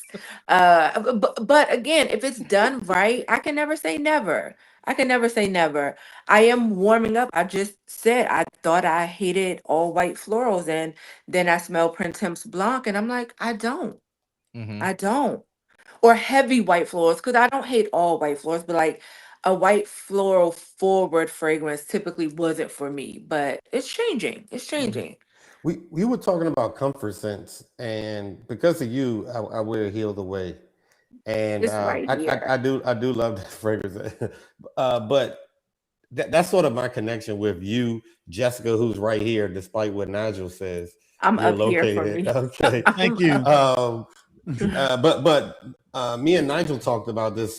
This was some time ago, and thallium is a Oh, fragrance, is a comfort scent for me. I don't beautiful. know, SB, if you're familiar with thallium by Yves de Sistal, Mm-mm. but it smells like baby powder almost, like you spraying this on. So when you get fresh out the shower, especially if you go into bed and you take a shower before bed, you can spray this on. It lasts. It projects, but it just has this comforting feeling to it.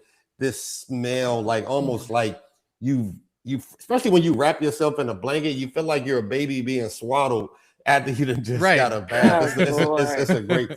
Look, Tam hated it, but Tam only likes Marc Jacobs Daisy, so Well, take that with a grain of salt. yeah. I think everybody needs to have a scent that you would want to smell if you died and went to heaven's gates and you were sitting on the clouds. That scent that just takes you out of yourself. You know what I'm saying? Like for me, that's Colonia Pura. It smells to me like you're sitting among the clouds. You're at the gates, like, okay, open these things. You know what I mean? Like, Mhm. so those scents that are just, I call them outer worldly. You know, they just take you out of the drama of your life and just let you be. You know what I mean? Have like rest. Yeah. Something that you can chill. It doesn't require you to do a whole lot of thinking. Like you said, it's very simple, but gets the job done. It checks all the boxes. I really enjoy those fragrances. La Lique is one of those fragrances for me. Like I don't have to leave the house with that on. I can spray that just here and be good. Yeah.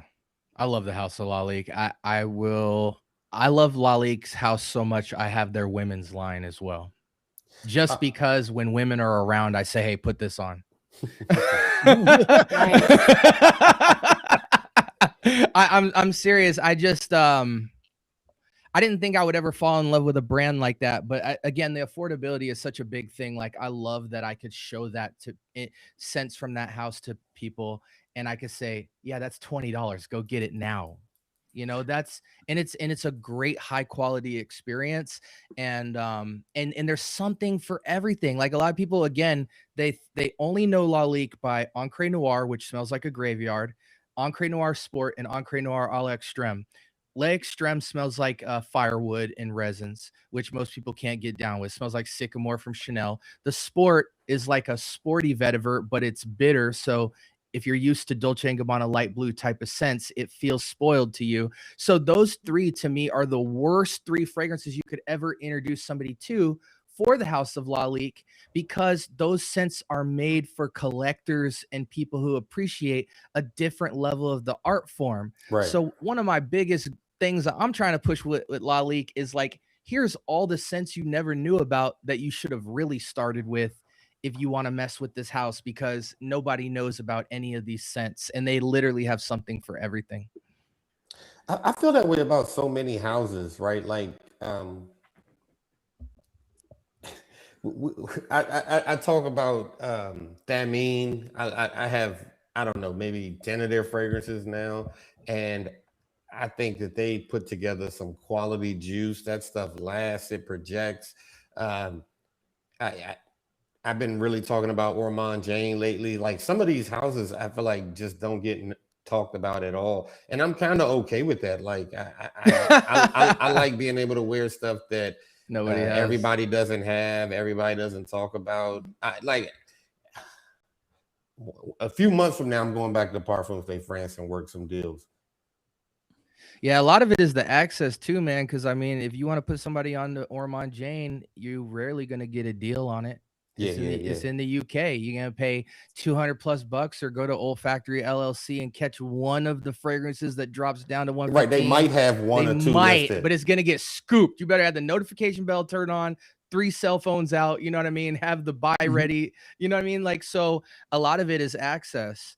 But thankfully, one of the things that I do is I have like a Discord server. So if anybody is struggling with having access to things they never heard of or stuff that they really love but is out of their price range, they can go into the Discord and people just blast them with either alternatives or the lowest possible price outside of discounters that they have connections to. And so one of the things I'm most proud of is I've been able to show people the resources I have to try literally anything that they want and get whatever they want eventually for much less than you see on your Jomas and olfactories and all that Add stuff. me to the Hey, Discord. listen, hey Jess, I was waiting. Add I'm me like, to the bruh, Discord. 'Cause I'm like, the don't even way play with me. Put me on the that way I need Discord. that Kriegler fragrance, the way I need Good Morning Midnight, please, Hold on, please, you had a good morning midnight yesterday. Kareem, please. He always gives me a hard time. Because we know you got a. So when you saying, Don't do it. Don't do it, Kareem. Come on, man. Kareem, of a Kariri. Okay. You had mentioned Armor Rude. Look, we was only supposed to be on here an hour, and we are over an hour and a half. But you had mentioned Armor Oud, and Nigel and them had bought me one of their fragrances. I'm not really familiar with the house outside of what I smelled at Scent Explorer. Is that something you're popular with or familiar with? The house itself? Yes. I don't have a lot of their scents. I definitely am a fan. Well, again, please take into account, guys, that I told you I love discovery more than just arriving at a scent that's me from a house. Right. There's things that I like about scents. Like some of the fragrances in my collection are like artwork to me.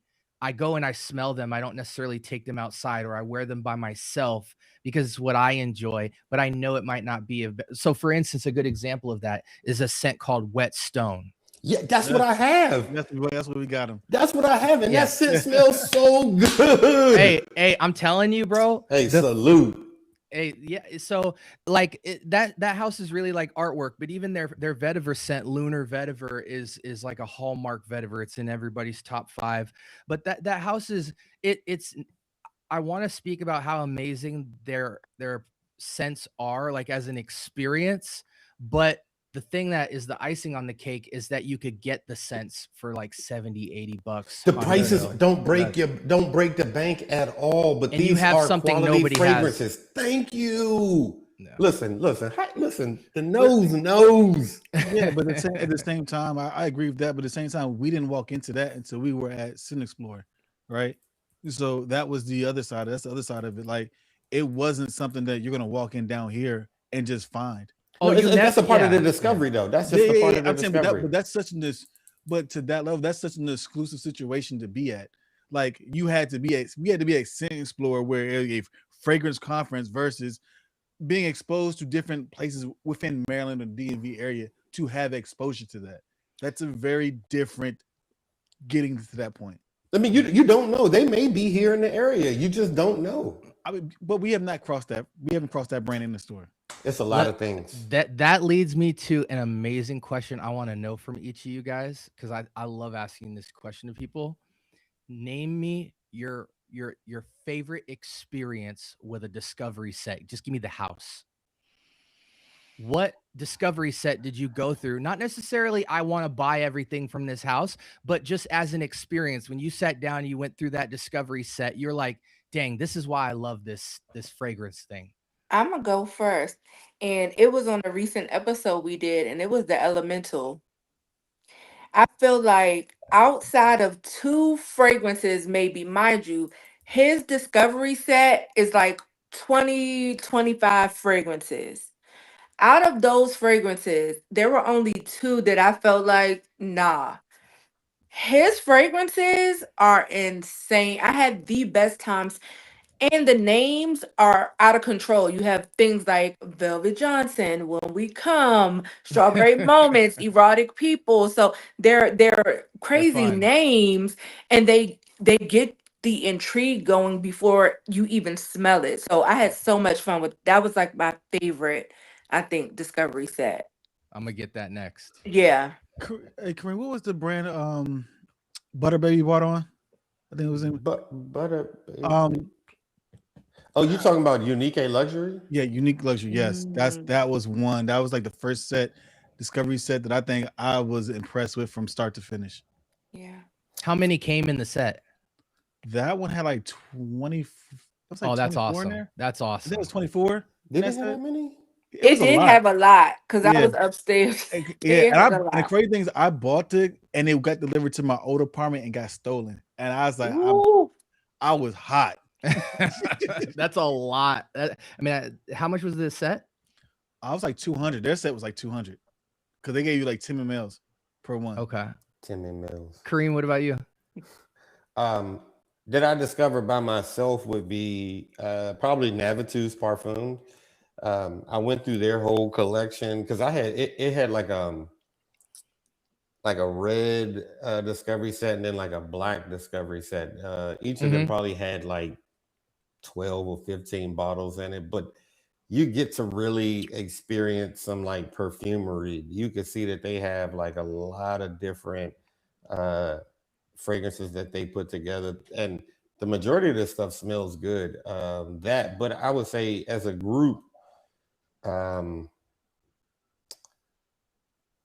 what did we go through? We kind of went You're gonna through say, I thought you were gonna say Ormond Jane. I'm leaning towards the Ormond Jane, but I felt like it was a brand that we liked outside of Ormond Jane. But I think what made Ormond Jane so special to me was Nigel swearing that he likes leather and oud, and then we went through and he was like, I don't like this, I I don't don't. like this, He didn't I don't like like this. anything.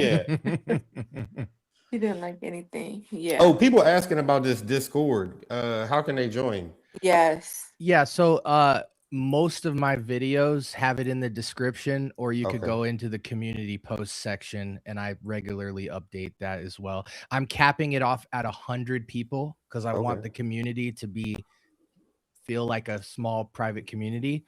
So can we lock And down 3 slots? there's right now we're at 80. We got 83 Okay. now. Yeah, because I literally, as soon as we hang up, I'm like, Hold on, Mel said he joining. Hold on, is this Vilma with this curly hair? Oh Lord. hi, Wilma. Hi, Mel. I can't see the comments, so hey, y'all. Yeah. Oh, I got to get on the Discord because I'm excited. Let me ask you this, SB. Do you get fragrance fatigue with smelling so much and them constantly coming out with new releases every 8 hours?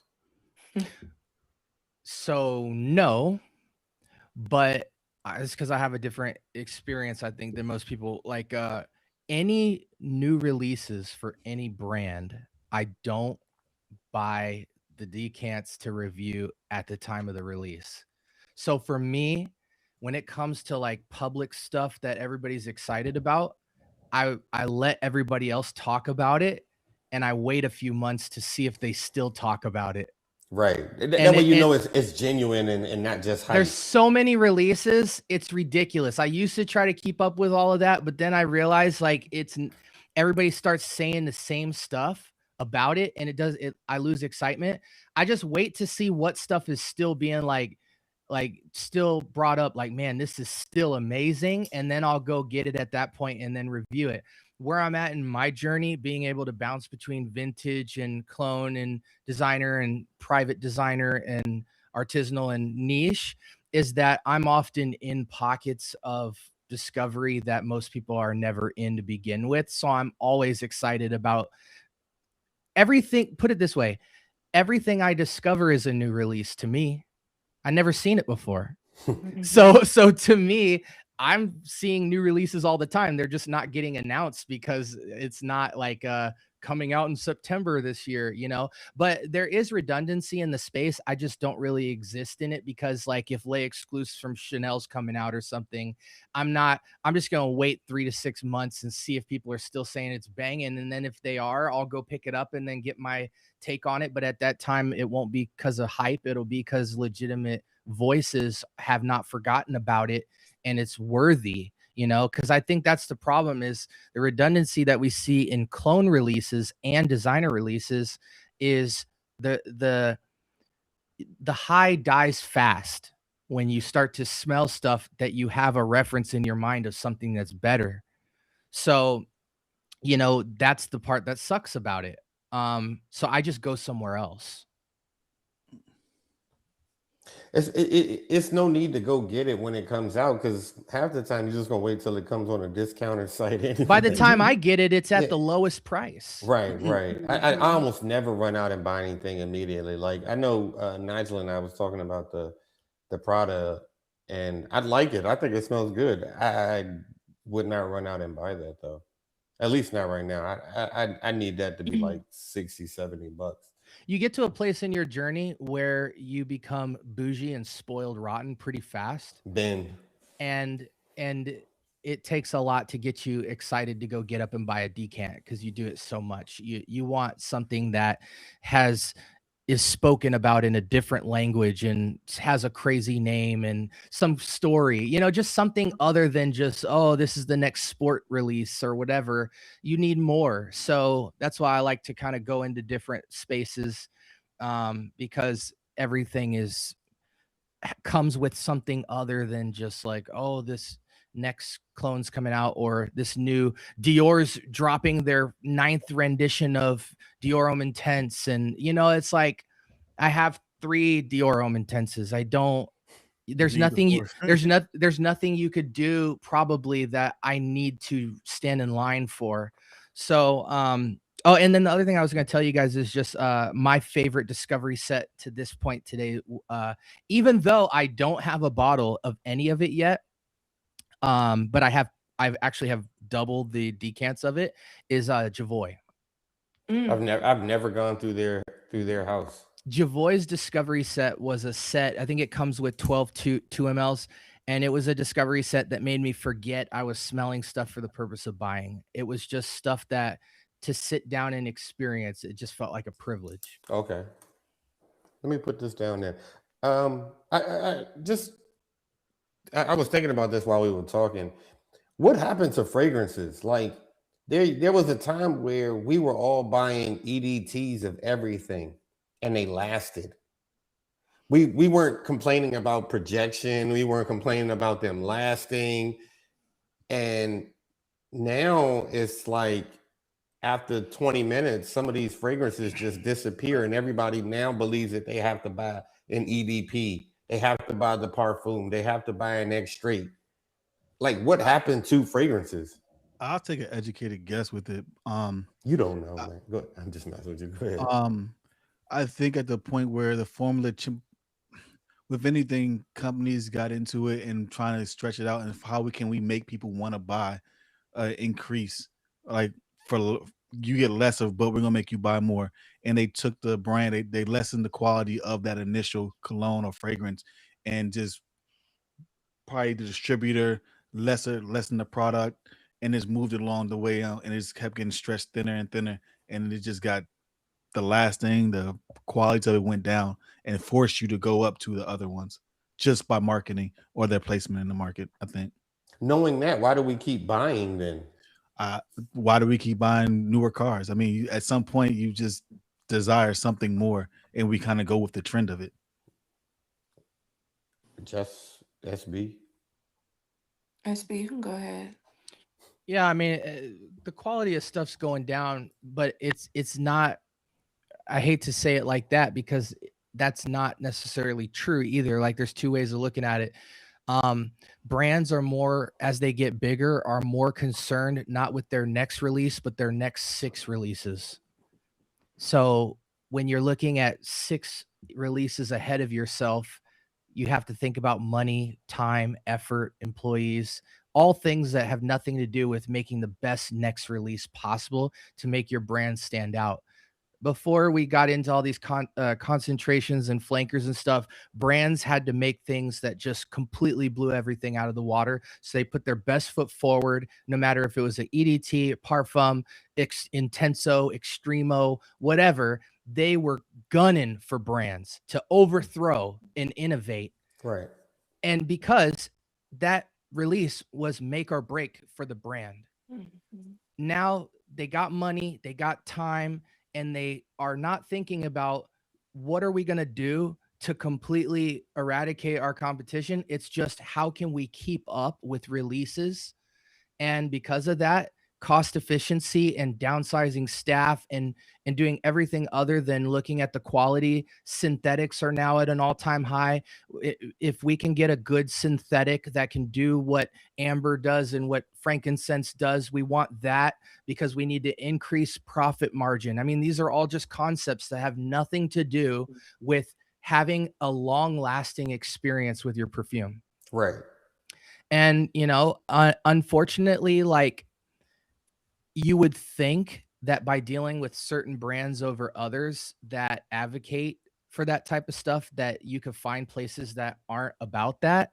But I've just found that, like, anybody's capable of caring more about money and being efficient in their profit margins more than giving you a great product. Or some companies start with a really big bang and then taper off. So that's why for me, again, that's why like Lalique is the rare exception for me.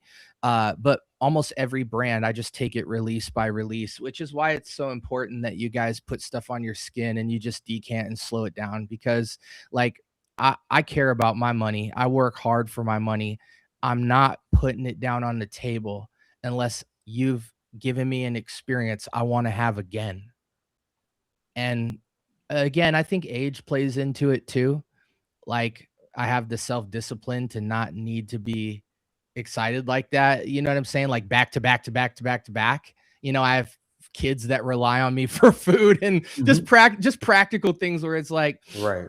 Fragrances aren't at the top of the list. Yeah, like, bro, you're an idiot. Like, what you already like, and here's the thing we never talk about. Like, if you have more than like 5 fragrances, you have way more than you need. More than enough. But I don't think that that's a problem either. Like, we also talk about it like it's a problem. It is a problem if you're sacrificing like things that should have priority in your life. But if it's not, it's a safe, fun hobby to be in. And if you're at a responsible level where your priorities are taken care of, you know, I don't care if it's books, shoes, cars, whatever, it's keeping you off the street. It's keeping you happy to get up every day. It's giving you great experiences with other people. It's man, how many of you guys have built amazing relationships through fragrance? It's keeping you smelling good. Right here. It's just like there's so much good to it. But yeah, if you are sacrificing stuff to get to make that a priority, it is a problem. But I don't like the notion either that because I have 300 fragrances behind me that somehow I have a problem. No, my kids eat good. I go to work every day. I don't go into my office till late at night. It's the last priority on the list. But when I have that time, I love it and I live it to the fullest. So to me, that's okay. I do think that there's a process in everyone's fragrance journey where you do a lot of exploring and then you downsize, because fragrances take a long time to bond with. You know, you like stuff and then you don't like stuff. You hate stuff and then you kind of like stuff and then you love stuff. You go through fantasy stage with certain fragrances because of the season you're in, and then you realize, oh no, that was just a fling. That was a jump off. You know what I mean? Like, that stuff takes time to go through.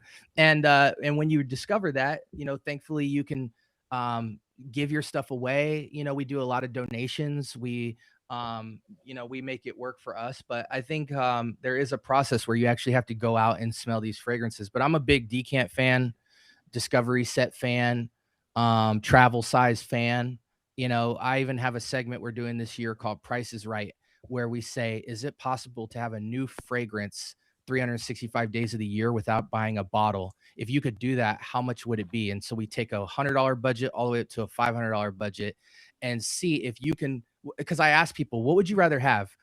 5 niche fragrances of whatever you want, and that's what you have to wear for the year, those 5? Or would you rather wear a new fragrance 365 days of the year, but you don't own a single bottle? But what's the stipulation though? Like, Yeah, like what are you smelling like out of that 365? Like, we're gonna it could look. be anything, or is it stuff that you like? It's buying whatever you want. You don't have to. So that's why we're doing Prices Right. So we're going to see what's achievable at the $100 mark. What's achievable spending $500 for the year, just getting decants and travelers and seeing and SB's doing it. So I'm going to tell you the stuff I would buy at each budget and what I can accomplish as opposed to buying the actual bottles. Because guys, how many bottles do we have that have 98 ml in them?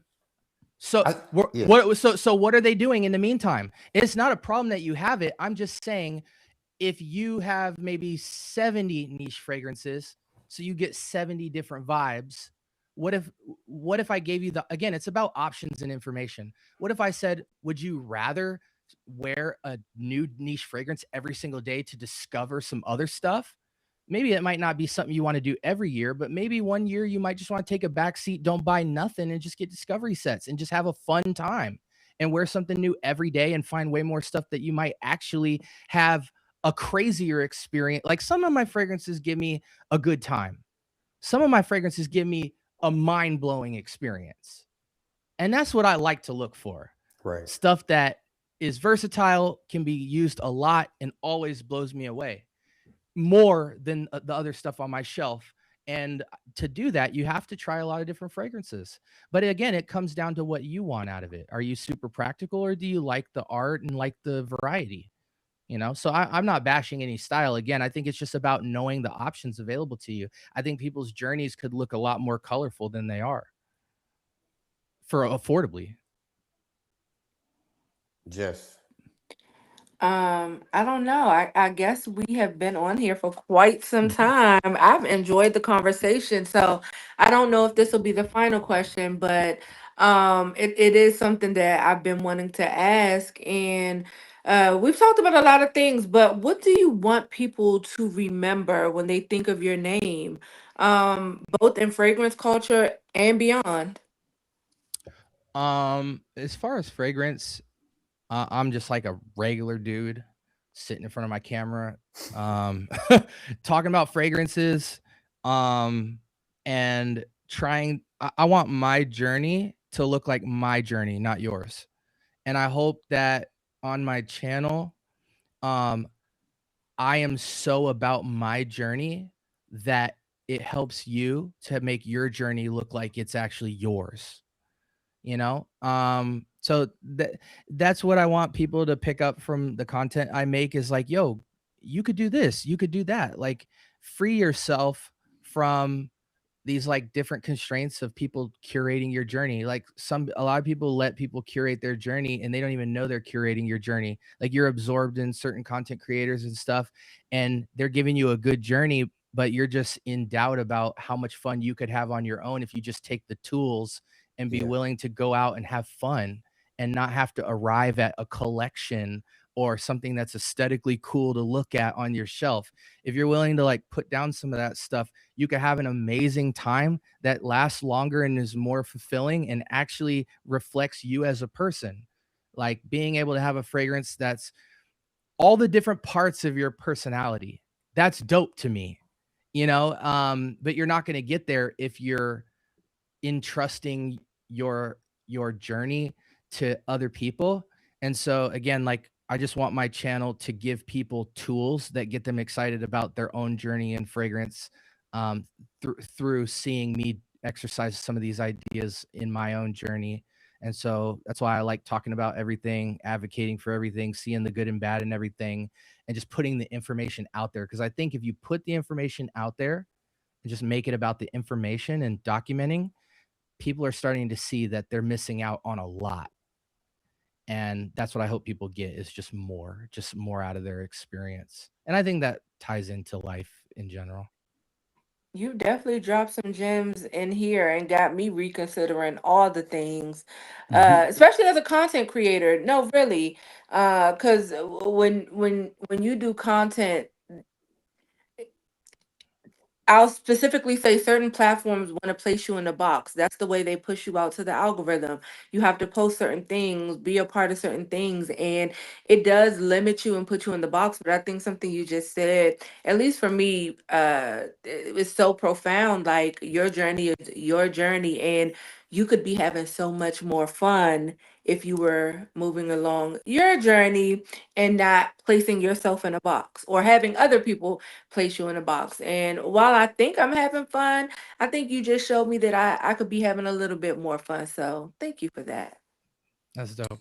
SB, I know we're gonna wrap this up because people got time and stuff. But let me ask you this: what artists out there do you think smells really good, but nobody talks about them or nobody thinks that they do?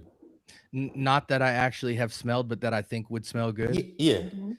Uh, this is crazy. One of my favorite artists of all time is Sade. Ooh, Ooh. ooh, I know she smell good. And I had the privilege of being at her it was her 50th birthday and it was her last concert. She actually did it in Arizona where I'm at. And I just love how she talks about love and it's just like heavenly. It's just where she goes with all of it. You forget what color you are, how old you are, where you are. You know, you get lost in what she does. And I would imagine that if her taste in music was anything carried over into fragrance, she would smell unreal. Mm, I like that. I like that answer for you. same. Ooh. I just know she smell good. That's what I'm saying. She She Just just has to. classic, timeless. If she Like didn't, that would kill everything. there's no way she couldn't. Just looking at her, everything about her just gives put together smell good. Yeah, there's no way. I Yeah, know That's she, her, I know she even wears Erica. a trap revs. I know she do. maybe, but I could even see something a little more earthy for her. But like in the No, no, best way. No. I need Like something. no, something a little. And when I say earthy, because somebody described today, somebody complimented me on my fragrance. I had on Guidance 46, I told y'all. And she was like, this smells earthy. I don't get earthy from it, but in the sense of, I think they were smelling to me the frankincense, because that's like what picked up. I could see Sade wearing something deeper than a Trap Revs. I think a Trap Revs is beautiful, but I don't see that fragrance for her.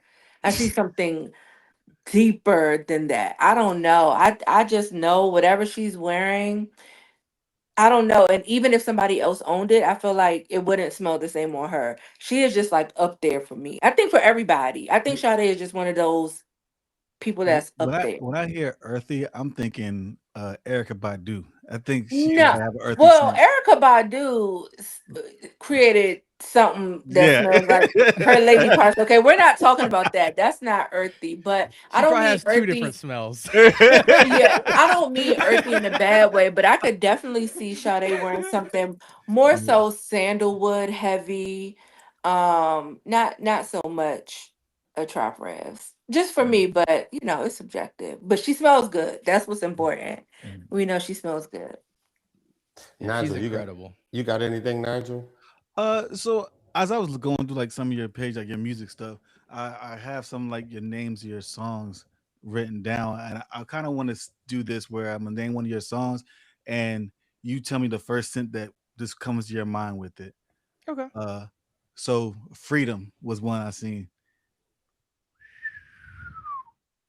Uh okay, so I'm gonna match a scent with the song. Ooh, Colonia Pura. Everywhere I go. Ooh, Roja Vetiver. Out loud. Lorenzo Pizzaglia Sexy. Mm. Paved a way. Oh, Fougere Royale. Yeah, that was the one I was curious to see how that would be with you, and see how that would play. Yeah. Yeah, dude. I mean, I have so many fragrances and I have stories with all of them. And I like just man, scents are fun, man. I like hearing about what other people are rocking. I like wearing stuff. I like telling people what I discover. Like I kind of feel like at this point I'm like almost like a historian. Like that's the approach I'm taking to everything, is just like the discovery of new stuff. And it blows my mind how many things nobody's ever heard of. Facts. Facts. That's exciting for us, in a game where it seems like clones are the only new releases like frequently being talked about and stuff. It's exciting to me that there's just like a big bag of everything all over the place that we got to get our nose on and trade sense and be like, hey, you forgot about this. And so it's a cool hobby to be in. Before I hand it over to Kareem, I just want to say it's been a pleasure, and I've learned a lot just by being on the podcast with you over 2 hours, and I appreciate the time and energy that you dedicate to this. So thank you. I'm honored. I'm honored. Trust me. Pleasure is mine. Jess. No, I think I said what I had to say. Like this, like I share Nigel's sentiments. This has been a pleasure. It has been an eye opener. It's a great conversation. And it's literally going to have me obsessed and tapped in with everything that you post, everything that you do. So this was great. Y'all got That's, to come over here, man. Y'all got I to. would love to. I Hey, love we it would in love to. Arizona. I hey, went to look, Arizona once and I I had a love it. time. It I had is a time. beautiful. I was in Scottsdale. Loved it. Scottsdale. Same. Yep. I was in Scottsdale. Scottsdale too. Same. Hey, When one, if y'all ever came here, I'll take you to the new Day 3 boutique and Okay. let you guys they have a cool exhibit where you can smell all the raw materials that went into every individual fragrance. Oh wow. So if you saw Desert Rain, they've got the raw materials behind it and you can smell what went into it with like Okay. test strips and stuff, and Michael's pretty dope. But no, for real, I would love to get you guys on one of my pods. Hey, don't tell them that's what a good We time. love that.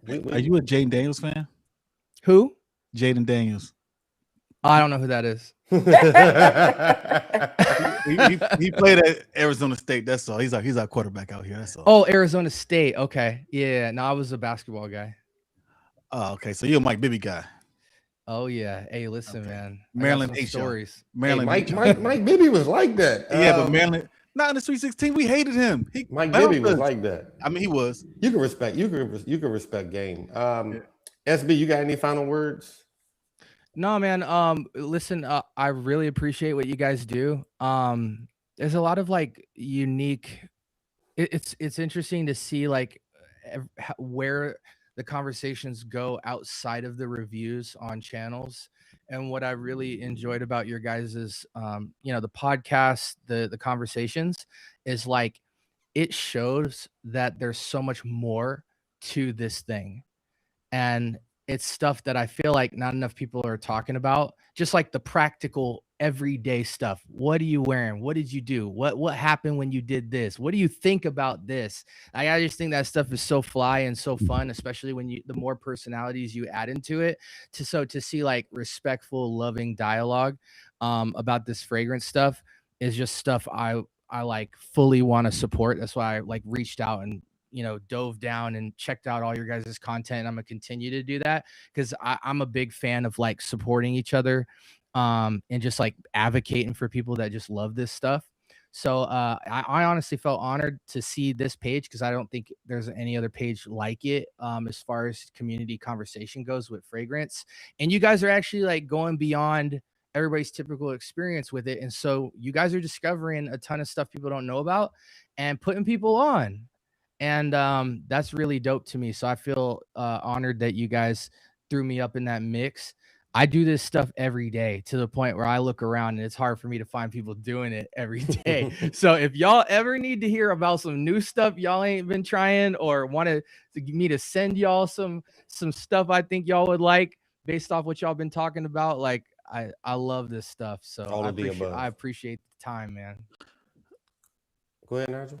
I would ask, would you be willing to put together like fragrance that you think, if after watching our content, be like a palette for Kareem, a palette for me, and a palette for Jess, and it'd be like a surprise box for us? Easy. And we could do that and then go live. And I want you guys to tell me how you feel about all of it.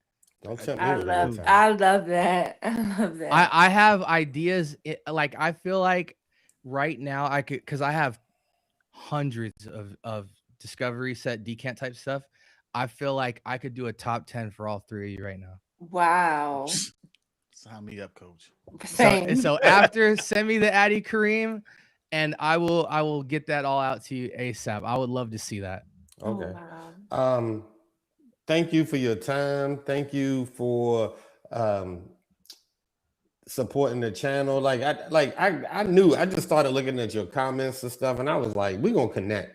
I'm not gonna just let this be somebody that exists in the world and we don't figure out a way to bring you in, because you're too passionate, you're too I don't know, kind, nice of a person to not be able to interact with us, because we love fragrances, and I can tell you do too. I just want to ask you this before you go. Who makes a better burger than In-N-Out? Oh, in terms of fast food? yeah. Well, you know, In-N-Out's kind of like that next tier of fast food, right? It ain't nothing we grew up with. All You know, right. our fast food growing up, Wendy's, McDonald's, all Yeah, that. So Wendy's, there's a McDonald's, new yeah. tier of fast food now. Shoot, I would say, yo, Smash ain't bad. Oh, yeah, yeah. Smash can compete. Um, I feel like Arizona's spots aren't really out anywhere else, but Smash definitely comes to my mind. They don't make a better burger, but better fries. Five Guys Cajun is hard to beat. Five Guys Cajun fries is hard to beat, bro. Okay. I Um, love Five Guys. um, I'll have to get back to you on that one, but Okay. those three stand out. Man, We're gonna have to do this. Burger Joints is endless, man. But I'm thinking of fast food, not really like sit down, because I feel like the burgers I make better than all of that stuff. But True. we're gonna have to come support you. Thank you for Facts. supporting us. Facts. Nigel likes it when I end the show with, in the wise words of no, I'm not gonna do that. I'm not gonna do that. I'm gonna just say thank you to everybody that watched, commented, liked. We wouldn't be able to do this without you all. Actually, we would, but it wouldn't be as entertaining if we didn't have you all supporting us and coming with us on this journey along the way. Thank you. That cannot be said enough. We out. Peace. Peace.